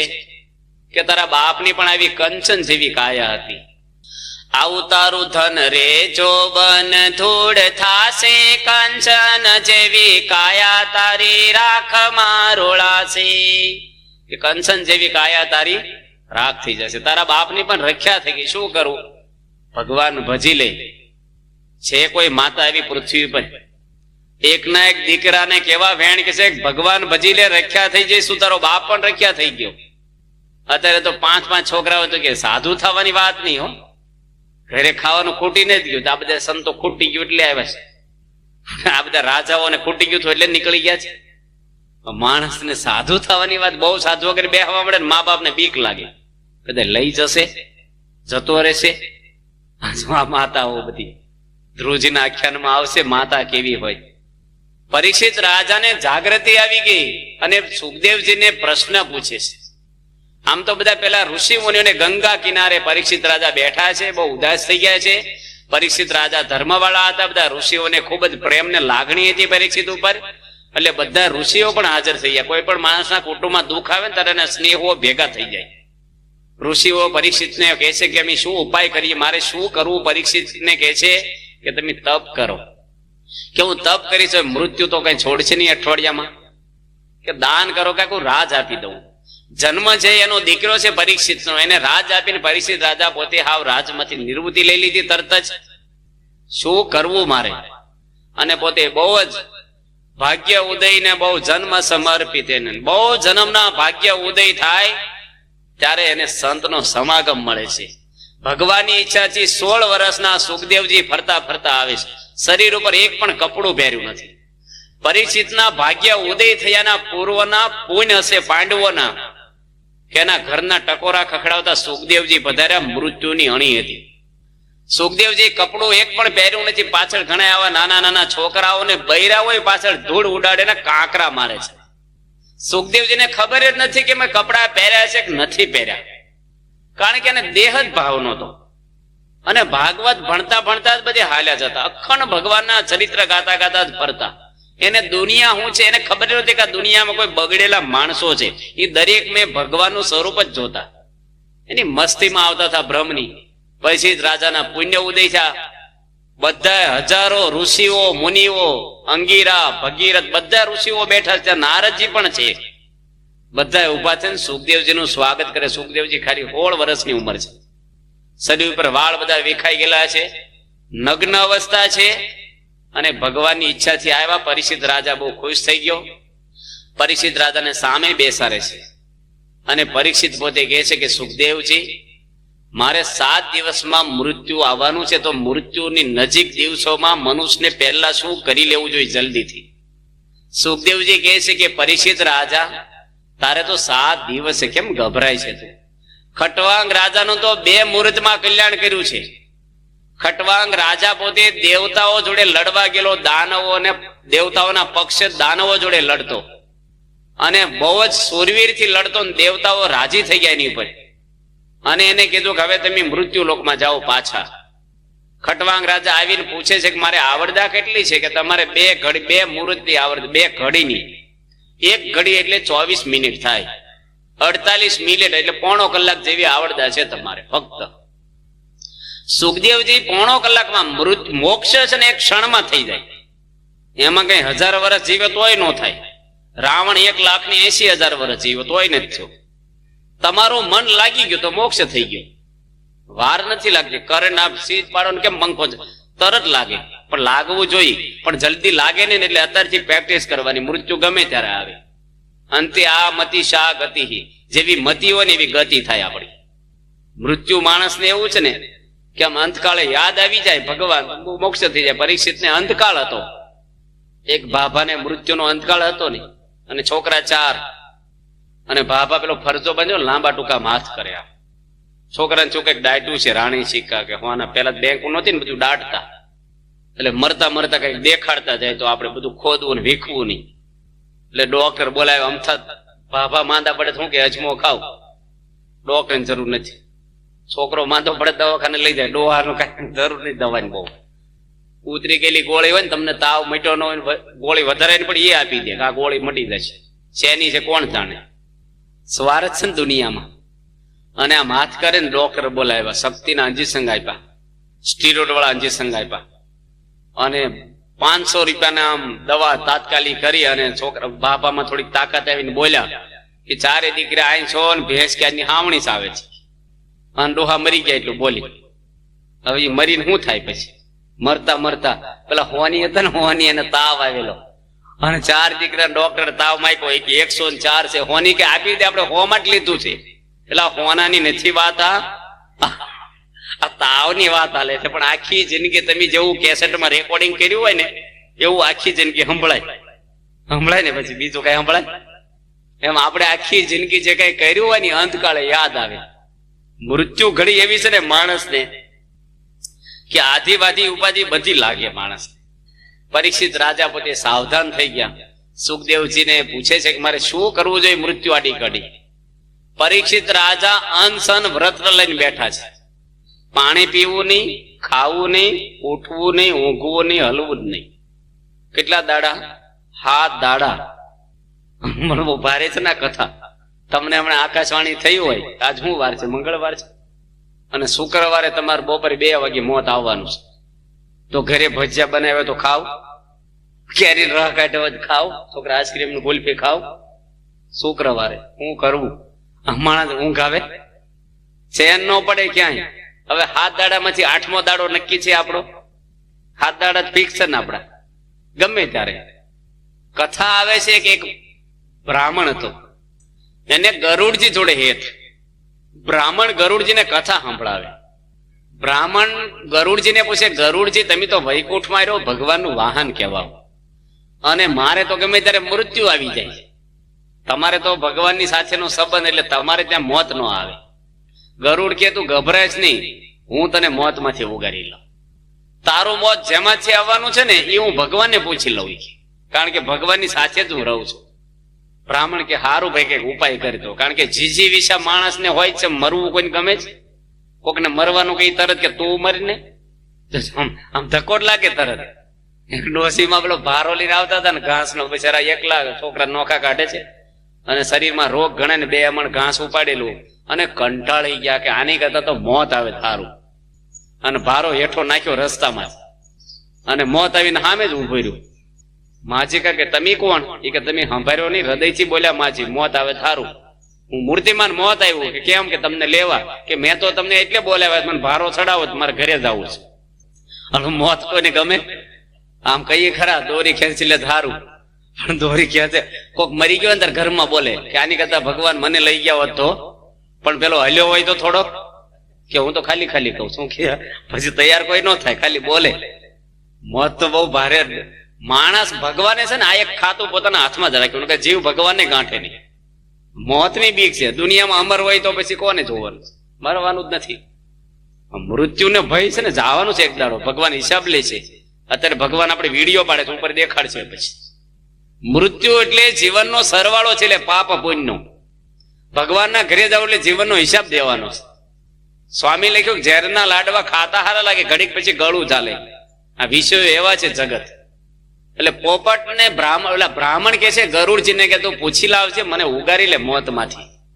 ભગવાન વિષ્ણુને ગરુડજી પૂછે છે, એક બ્રાહ્મણ છે, તમે જાણો છો ભગવાન છો? હું એને ઘણી વાર કથા સાંભળું છું, મારો ખાસ મિત્ર છે ને એને મોત છે માંથી મને જોયા પણ છે. વિષ્ણુ ભગવાન કે હું છે ને પોષણ કરું છું. આ ઉત્પત્તિ છે ને એ બ્રહ્માજી કરે દરેક. ખાતું એને આપેલું ઉત્પત્તિ. એટલે તમે એમને પૂછો તો એને ખબર હોય. બ્રહ્માજી આગળ ગયા કે તમે ભેગા આવો ને, એટલે જલ્દી આપણે હોય ને કોઈક હારા માણસ ભેગા થાય તલાટી ફાઇલ તરત ખોલે, નકર ધક્કા ખવડાવે બે દડા. વિષ્ણુ ભગવાન ભેગા ગયા. બ્રહ્માજી કે જો ઉત્પન્ન કરું છું, પણ સંહાર છે ને એ મહાદેવજી કરે છે. નાશ કરવાનું તો એની આગળ ખાતું છે. બ્રહ્મા ભેગા ગયા, વિષ્ણુ આવ્યા, એટલે 3 જણા ગયા મહાદેવજીને કે જોઈ આપો ને પેલા બ્રાહ્મણ નું મોત શેમાંથી. મહાદેવજી કે એવું છૂટક છૂટક મને ન ખબર હોય કે આ તો જથ્થાબંધ નો વેપાર.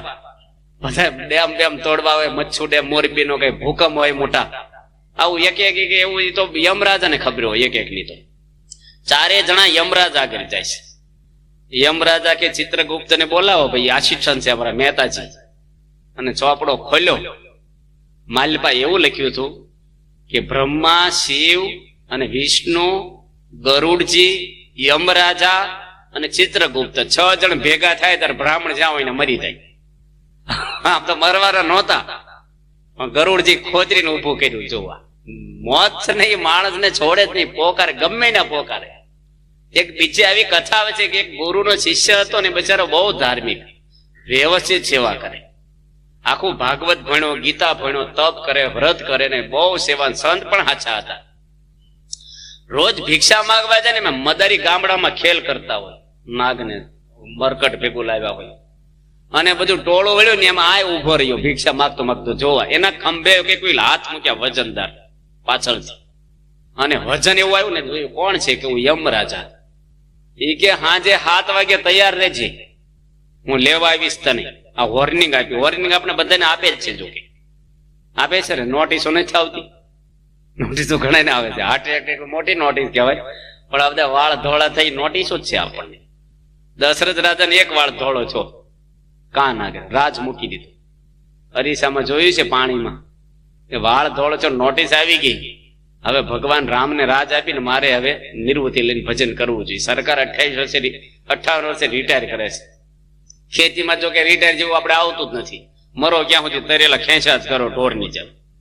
જરૂર હોય કે ન હોય ઘરમાં, એ તમારે નવરા કરવું હું, એટલે આ નથી કરવાનું, આને ધંધો જ નથી, અમે ભજન કરવું. આના માટે તો જન્મ આપ્યો છે આપણને. અને પેલા ને ફફડાટ બેહી ગયો કે 7 વાગે આજને જ મરવાનું. એકદમ પાછો આશ્રમમાં ગયો ગુરુ ને કે મને ઉગારો તમે મોત માંથી. ગુરુ કે ભાઈ મોત તો મને આવવાનું છે, આમાં તો મારું, એટલે મેં તમારી સેવા કરી 20 વર્ષ કે સેવા કરી, પણ મોત તો આવે ને કે તમે તો સેવાનો અર્થ શું? મારે સેવાથી કલ્યાણ થાય પણ મોત નો રોકાય. પરીક્ષિત ને સુખદેવજી એવું કહે છે કે મૃત્યુ હું નહીં રોકી શકું, પણ મૃત્યુનો ત્રાસ તને ટાળી નાખીશ. અત્યારે તને ભય છે ને, એ 7 દાડા પછી તું મોતને માગી સામેથી, અને માગે છે પરીક્ષિત.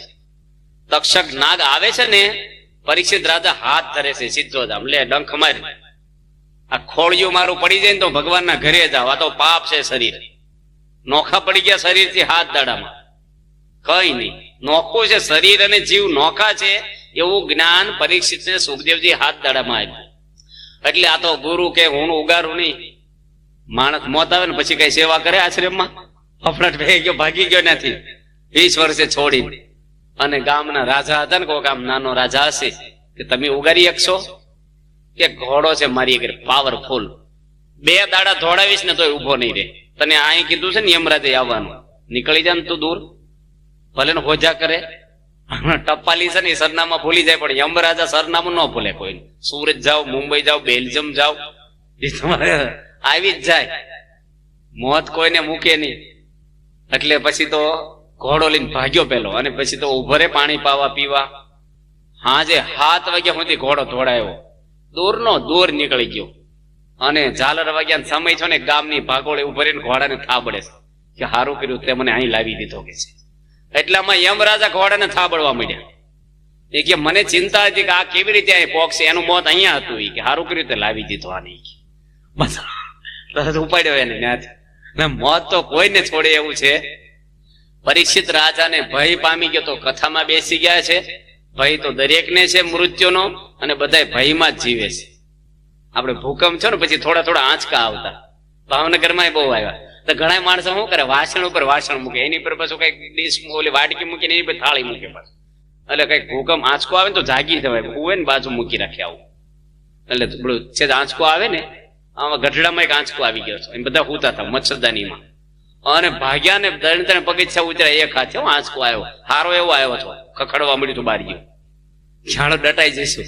અને મોત છે ને ઊંઘમાંથી જગાડી દે તમને. મોત આમ મૃત્યુ વસ્તુ એવી છે કે ગમે ત્યાં માણસ જાય, પગ પર્વત ઠેલી પાડતા, નભ તારા નખથી ઉખાડતા, અંજલિ કરી સિંધુ પી જતા, નવ જાણે જન કોઈ ક્યાં હતા.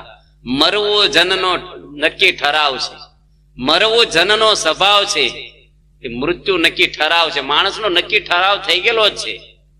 તમે રોકો ગમે તેટલા ડોક્ટર હોય, કોઈ ઉગારી શકે એમ નથી આ દુનિયામાં. તમારું કુટુંબ હોય, હગા હોય, કોઈ પણ માણસ હોય, મોત.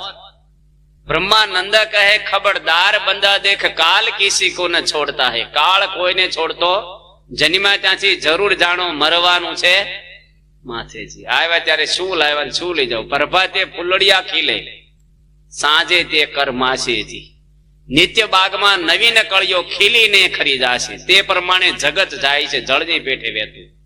પીપળ આવે છે ને, પીપળ પાન ખરંતા હસ્તી કુપળિયા, મુજ વીતી તુજ વીતશી હળવી બાપુળિયા. કે ખરી ગયું પાન પીળું થઈને, કુપળ્યો બધી હસે છે. પાંદડા કે હસીશ નહીં, મને વીતી તને વીતવાની છે, તું ધીરી રહે. ગઢ પણ કોને નથી આવવાનું, બાપા થવાનું છે કે નહીં? ધોળાવાળા આવવાના નથી, બધું થવાનું છે, પછી કોઈ બાકી જ નથી. આ બધા યુવાન હતા કે નહીં, બાળક હતા કે નહીં, અને ઢીંગલાથી રમતા હતા, લખોટીથી રમતા હતા, મોય દાંડીએ રમતા હતા. અત્યારે આ ભાભા મોય દાંડીઓ રમે બજારમાં, નો કે સહકી ગયું રમાય? લખોટી રમો તમે, ઢીંગલું આ છોકરાને પૂતળું તૂટી ગયું હોય તો રડે, તમે રડો, તમને ખબર પડે ખોટું છે. હવે આ જ્ઞાન જયારે આપણને થાય ને હાચું, ત્યારે આપણને આ જગત પણ એવું જ લાગે. પછી કઈ માલ ન મનાય. રાજ છોડવાની જરૂર નથી, રાગ છોડવાની જરૂર છે વિષયોમાંથી. ઘર છોડવાની જરૂર નથી, ઘરમાં આસક્તિ છે ને એ જ છોડવાની છે. કોઈ મહાન પુરુષોએ શાસ્ત્રોએ આપણે ઘર છોડી દેવા નથી કીધું. વૈરાગ કોઈને છોડે તો જુદી વસ્તુ, પણ એવું નથી કે સાધુ થાય એનું જ કલ્યાણ થાય. આસક્તિ સાધુ રહે તો સાધુ રખડી જાય. કોઈ રાગ આપણને ન હોવો જોઈએ. જનક રાજા રાજ કરતા પણ વિદેહી હતા, રાજમાં બંધન નહોતું. પરીક્ષિત ને એ કે છે સુખદેવજી કે તું રાજમાંથી બધામાંથી મન ઉખાડી નાખ. હવે તને 7 દિવસે આડા એટલે ગભરાશ નહીં, તું સામે બેસી જા, હું તને ભગવાનના ચરિત્ર સંભળાવું છું. પરીક્ષિત રાજાને સુખદેવજી ભગવાનના ચરિત્ર 9 સ્કંદ સુધી સંભળાવે છે. ત્યાર પછી બીજા સ્કંદની અંદર ઉત્પત્તિ સર્ગ આવે છે, જેની અંદર બ્રહ્માજી ઉત્પત્તિ કરી આખી જગતની. બ્રહ્માજી જગતની ઉત્પત્તિ કરે છે. ભગવાને તેને આદેશ આવે છે બ્રહ્માજીને કે જગતની ઉત્પત્તિ તમે કરો. આખું જગત આખું રચાણું છે ને, ઉત્પત્તિ કરવા પેલા માણસોને રાખવા ક્યાં? પૃથ્વી જોઈએ ને, એટલે પેલા પૃથ્વીને બનાવી ભગવાને. ત્યાર પછી બ્રહ્માજી પછી વૃક્ષો બનાવ્યા, પહાડો બનાવ્યા, ઝરણાઓ બનાવ્યા. ભગવાન જોવા આવ્યા, ભગવાન કે હજી કઈક બનાવ્યું સારું તો. પક્ષીઓ બનાવ્યા, પશુઓ બનાવ્યા, ભગવાન કે હજી કઈક બનાવ્યા. અને છેલ્લે બ્રહ્માએ શું બનાવી દીધા? માણસો બનાવ્યા. ભગવાન ખુશ થઈ ગયા. ઓહો, હરતા ફરતા માણસો બનાવ્યા, હાલે દોડે ફરે. મનુષ્યો બનાવ્યા. ભગવાન એની જોડી હતી ને આખી બ્રહ્માજીને આપી દીધી, અને એક વસ્તુ પગ હેઠે દાબી દીધી ભગવાને. લક્ષ્મીજી કે આખી જોડી ઠલવી દીધી, સર્વસ્વ તમારું. અને નાની વસ્તુ હું હંતાડી દીધી. ભગવાન કે શાંતિ પગ હેઠે રાખી છે. ભગવાન સ્વામિનારાયણ કહે છે કે હે પરમહંસો, શાંતિ તો એક નારાયણના ચરણાવિંદમાં છે. જગતમાં બધું આપ્યું ભગવાને, પણ શાંતિ કોની આગળ રાખી છે? ભગવાન આગળ. કા સુખ હરિ કે ચરણમાં, કા સંતન કી માહી. ભગવાનના શરણમાં સુખ છે, કા સંતના સમાગમમાં શાંતિ રહેલી છે. તુલસીદાસ કહે છે બ્રહ્માજી આ બધું મનુષ્યો બનાવ્યા, પણ રાખવા ક્યાં? પૃથ્વી બનાવી. આ પૃથ્વીને રચયતા પેલા ભગવાને પછી બ્રહ્માજી પોતે 10 પુત્રોને જન્મ આપે. જન્મ એટલે ઉત્પન્ન કરે છે મંત્રથી. મૈત્રી ઋષિને મંત્રથી ઉત્પન્ન કરે છે, અંગીરાને કરે છે, પુલહને કરે છે, અત્રિને કરે છે. પુલસ્ત, કૃતુ, ભૃગુ, વશિષ્ઠ, દક્ષ અને નારદ, આ 10 ને બ્રહ્મા ઉત્પન્ન કરે છે મંત્રથી. આ સૃષ્ટિના 10 મૂળ પાયામાં માણસો છે. આપણે બધા વંશો એમાંથી થવાના છે. અને ત્યાર પછી બ્રહ્માના ડાબા અંગમાંથી ધર્મ અને મૂર્તિનો જન્મ થાય છે. બ્રહ્માના છાયામાંથી કરદમ ઋષિ ઉત્પન્ન થાય છે. બ્રહ્માના શરીરના માંથી વેદ ઉત્પન્ન થાય છે. બ્રહ્માએ શરીરના બે ભાગ કરી નાખ્યા અને એકમાંથી મનુ અને શત્રુપા ઉત્પન્ન થાય છે. એને 5 સંતાનો થાય છે. 2 દીકરા છે જે ઉત્તાનપાદ રાજા અને પ્રિયવ્રત. ઉત્તાનપાદના ધ્રુવ થવાના છે. અને 3 દીકરીઓ ઉત્પન્ન થાય છે, પ્રસૂતિ, દેવહૂતિ ને આકૃતિ. એ 5 સંતાનોમાંથી આ મનુ અને શત્રુપામાંથી 5 થયા. એમાંથી સમગ્ર સૃષ્ટિ થઈ. પેલા જ્ઞાતિ હતી જ નહીં. આપણને મનુષ્યો કેમ કહેવામાં આવે છે કે મનુ ભગવાન માંથી આપણે ઉત્પન્ન થયા. મનુર્ભવ, મનુષ્યને કહે છે તું મનુષ્ય થા. મનુષ્યનું નામ એટલે પડ્યું કે મનુ ભગવાનના વંશો છે, પણ કાર્ય ઉપરથી માણસની જ્ઞાતિ થઈ. ભગવાનના બાહુમાંથી ક્ષત્રિયો થયા છે, મુખમાંથી બ્રાહ્મણો થયા છે, ઉદરમાંથી વૈષ્ણવ એટલે આપણે બધા થયા છે, અને પગમાંથી શૂદ્ર કહેતા અમુક નીચી જ્ઞાતિ ઉત્પન્ન થઈ છે જે સમાજની સેવા કરે છે, શાસ્ત્રમાં લખ્યું છે. અને ત્યાર પછી બ્રહ્માએ પોતે આકૃતિને ઋષિ પ્રજાપતિ જોડે પરણાવ્યા છે, દેવહૂતિને કરદમ ઋષિ જોડે પરણાવ્યા છે, અને પ્રસૂતિને દક્ષ પ્રજાપતિની જોડે પરણાવ્યા છે. દક્ષ પ્રજાપતિ માંથી કોણ થવાના છે? પાર્વતીજી. અને આખી સૃષ્ટિ આમાંથી ઉત્પન્ન થાય છે. હવે પૃથ્વીને દિતિ અને અદિતિ કશ્યપ મુનિના 2 પત્નીઓ હતી. દેવતાઓ અને દાનવો સગા ભાઈઓ છે. આ ભાગવતમાં આપણે જોશું વારી ખણીયા ઝઘડા એના થાય છે સાચ વારે. જોજો ગામમાં તમારે ઝઘડા રોજ નો થાય, ભાઈઓ ભાઈઓમાં સાચ વારે થાય. બાજુના ગામ વાળા જોડે તો ગામમાં આમ સેજે સેજે ઝઘડા આપણે થતા હોય ભાઈઓમાં, નહીં જેવી વાતમાં. એટલે ભગવાન પોતે આ પૃથ્વી બનાવી અને ત્યાર પછી દક્ષ પ્રજાપતિ 2 પત્નીઓ હતી, દિતિ અને અદિતિ. દિતિના દૈત્યો થયા, અદિતિના દેવતાઓ થયા. દિતિ પોતે કશ્યપ પ્રજાપતિને કહે છે કે તમે મારો સંગ કરો. એને કામ વાસના આટલી બધી વ્યાપી ગઈ અને કશ્યપ મુનિ પછી કહે છે કે અત્યારે સંધ્યા કાળ છે, આ સમય સારો નથી. અસુરોનું જોર હોય પણ પેલી કામ વિહોળ થઈ લઈને કશ્યપ મુનિનું વસ્ત્ર ખેંચવા મળી. પછી એને ગર્ભ રહે છે. નાકમાંથી નાનું અંગૂઠા જેવડું વરાહનું બચ્ચું જન્મ્યું. નાકમાંથી વરાહ એટલે આપણે આ બધા ભૂંડ ગણીએ છીએ ને એનું સ્વરૂપ. થોડી વારમાં મોટું થઈ ગયું અને થોડી વારમાં હાથી જવડું થઈ ગયું, થોડી વારમાં પર્વત જવડું થઈ ગયું. બ્રહ્માજી વિચારે કે આ હું, બધા જોઈ રહ્યા અને એકદમ જ એ દરિયામાં જાય છે અને હિરણાકશ્યપુ નહીં પણ હિરણાક્ષ જોડે યુદ્ધ કરે છે. પૃથ્વીને લેવા ગયા. પૃથ્વીને હું કે છે ને બધા ભૂંડો, પછી હું ક્યાં કરે પૃથ્વી શોધવા. ભગવાનને અવતારમાં ગણ્યા છે ને, ભગવાન એમાં દૈવત મૂક્યો. ભગવાન કઈ ભૂંડના અવતારમાં ભગવાન નથી આવતા, પણ પોતાનો પ્રતાપ ને ઈશ્વર્ય મૂકે છે. ભગવાનનો પ્રવેશ અવતાર કહેવાય, અંશા અવતાર કહેવાય. પૃથ્વીને લેવા જાય તો હિરણાક્ષ ગદા લઈને ભગવાનની સામે યુદ્ધ કરો. બહુ બળ્યો હતો. પૃથ્વીને લઈને જતો રહ્યો એટલે ભગવાનને છૂટી ગદા મારે. ભગવાન ખસી જાય છે અને ભગવાન કહે છે કે લે તારી ગદા આવે સામે તું. વળી પાછું ગદા લેવા તો આવતો નથી, બીજું ત્રિશૂળ લીધું ભગવાનને મારી નાખવા. પણ યુદ્ધ એટલું થાય છે સમુદ્રની અંદર કે 12 સમુદ્ર ખળ પડે છે અને ભગવાન એનો નાશ કરી અને પૃથ્વીને શિંગડા પર ચડાવીને ઉપર લાવે છે. આ બાજુ દિતિ અને ઋષાભાનુ એની ઘરવાળી હતી હિરણાક્ષની રડે છે, કારણ કે દિતિનો દીકરો હતો અને આનો પતિ હતો ઋષાભાનુ. હિરણાકશ્યપુ એનો ભાઈ એને જ્ઞાન આપે છે, જો અસુર જ્ઞાન આપે છે કે મારો ભાઈ તો વિષ્ણુના દાંત ખાટા કરીને મર્યો છે, હામી સાથે લડ્યો છે, વિરોચન ગતિ કહેતા સ્વર્ગને પામ્યો છે, એનો શોક કરવાનો ન હોય. હું હવે એવું ઉગ્ર તપ કરીને એનો વેર લઈશ ભવિષ્યમાં. તમે શોક ન કરો, આત્મા સિવાય દુનિયામાં કઈ છે જ નહીં કે છે. અસુરોને પરમાત્માનું જ્ઞાન નથી હોતું, આત્માને જ પરમાત્મા સમજે, એને અસુર કહેવાય. અને તો આત્મા તો એ મર્યો નથી. આ બાજુ ભગવાન પોતે ઓલા પરીક્ષિત રાજા સુખદેવજીને કહે છે કે હિરણાકશ્યપુ ને હિરણાક્ષ હતા કોણ? ગયા જન્મમાં ભગવાન એની સારી ગતિ કરી એનો મોક્ષ કર્યો. ત્યારે પરીક્ષિત રાજાને સુખદેવજી સમજાવે છે કે જઈને વિજય 2 દ્વારપાળ હતા વૈકુંઠ ધામના. વૈકુંઠ ધામ 7 કોટ વાળું લખ્યું, 2 વૈકુંઠ લખ્યા છે, પ્રાકૃત અને ઓરિજિનલ ભગવાન. ભાગવતમાં 2 વૈકુંઠ બતાવ્યા છે. 7 કોટ એટલે 7 દરવાજા વાળો વૈકુંઠ ધામ છે. વિષ્ણુ ભગવાન ત્યાં હતા ને દ્વારપાળ તરીકે જય અને વિજય બે એના ચોકીદારો ઉભા હતા. ભગવાન બ્રહ્માના માનસ પુત્ર 4 સનકાદિકો ત્યાં જાય છે. સનકાદિકોની ઉંમર કેટલી હતી? એકડા ઉપર 17 મીંડા ચડાવવું એટલી આવડદાયની થઈ ગઈ. પણ ભગવાન આગળ વરદાન માંગ્યું હતું કે 5 વર્ષથી વધારે અમારું શરીર મોટું ન થાય, 5 વર્ષનો બાળક હોય એવા જ અમે રહી, જેથી કરીને અમે બ્રહ્મચર્ય વ્રત પાળી શકીએ. ભગવાનના અવતારમાં પણ સનકાદિકોને ગણાવ્યા છે. અને સનકાદિકો તો મહાન તપસ્વી વ્યક્તિ હતા, બ્રહ્મચર્ય નિષ્ઠ.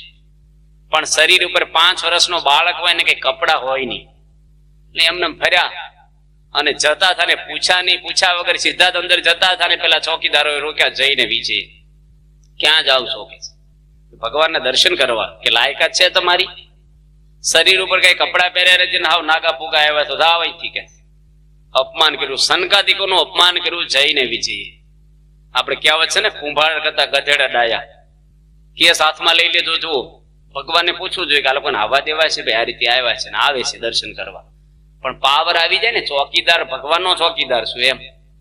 સનકાદિકોએ શ્રાપ આપ્યો કે તમે લોકો વૈકુંઠ ધામના દરવાજે પહોંચ્યા છો, પણ તમારી કોઈ લાયકાત જ નથી ઉભો રહેવાની. તમારા વાણીમાં વિવેક નથી, નમ્રતા નથી, આદર ભાવ નથી. જાઓ, અસુર થાવ તમે. અને ખખડાટ સાંભળીને વિષ્ણુ ભગવાન બહાર આવ્યા. વિષ્ણુ ભગવાને કીધું કે આ લોકો લક્ષ્મીજીને એકવાર રોક્યા હતા, કે શ્રાપ આપ્યો ને બહુ સારું કર્યું કે છે. અને સનકાદિકને પણ શ્રાપ આપ્યો એટલે ત્યાંથી જ વિદાય કરી, અંદર આવવા જ નથી દીધા, ત્યાંથી દર્શન આપીને આવજો. પણ સનકાદિકોએ પછી એને કીધું કે તમારે જો ભગવાને કીધું કે 3 જન્મની અંદર જો આવી જવું હોય તો વેર ભાવે ભજન કરો, અને 7 જન્મમાં પાછું આવવું હોય તો ભક્તિ ભાવે ભજન કરો. પરિષિત રાજા પૂછે છે કે ભક્તિ ભાવે કરીને 7 જન્મ લેવા પડે અને ભગવાનની જોડે વેર બાંધીને ભજન કરી 3 જન્મમાં છુટકારો થાય, એવું કેવું? ભક્તિ કરી વહેલું થવું જોઈએ ને. સુખદેવજી એને કહે છે કે જો વેર તો એવું બાંધવું જોઈએ કે અખંડ ભગવાનનું ચિંતન થવું જોઈએ. 24 કલાક રાવણને છે ને રામ જ દેખાતા હતા, હિરણ્યકશ્યપુને વિષ્ણુ સતત દેખાતા. 24 કલાક આલો છે. તમારો કોઈ દુશ્મન હોય ને, અને એવો દુશ્મન હોય ને, તમારી બેનને કોક લઈ જાય, માને મારી નાખે, મા બાપને મારીને ગરાહ લૂંટી લે, તમને કેવી દાસ થાય? ખાતા પીતામાં આલોચન રહે. એવું અસુરને ભગવાન માટેનું આલોચન રહે તો 3 જન્મમાં પાર પડી જાય. પણ જો ખંડત થયું એમાંથી તો અવગતિ થાય. પેલા કે અમારે તો જલ્દી પાછું આવવું છે, તો કે 3 જન્મમાં આવશો. એટલે પહેલા જન્મે કોણ થયા? કુંભકર્ણ, હિરણ્યકશ્યપુ ને હિરણાક્ષ. શેનો અવતાર હતા? લોભનો. બીજા જન્મે કુંભકર્ણ અને રાવણ થયા, જે કામનો અવતાર હતા. અને ત્રીજા જન્મે દંતવક્ર અને શિશુપાળ થયા, જે ક્રોધનો અવતાર હતા. ભગવાને 4 જન્મ લીધા. એમાં હિરણ્યકશ્યપુને મારવા ભગવાને નરસિંહ અવતાર લેવાના છે, અને વરાહને આને મારવા, હિરણાક્ષને મારવા માટે ભગવાને વરાહનો અવતાર ધારણ કર્યો અને પૃથ્વીને લાવી અને ભગવાને પાછી આપી છે. ત્યાર પછીની કથા આપણે બપોર પછી કહેશું. શ્રી સ્વામિનારાયણ ભગવાનની જય.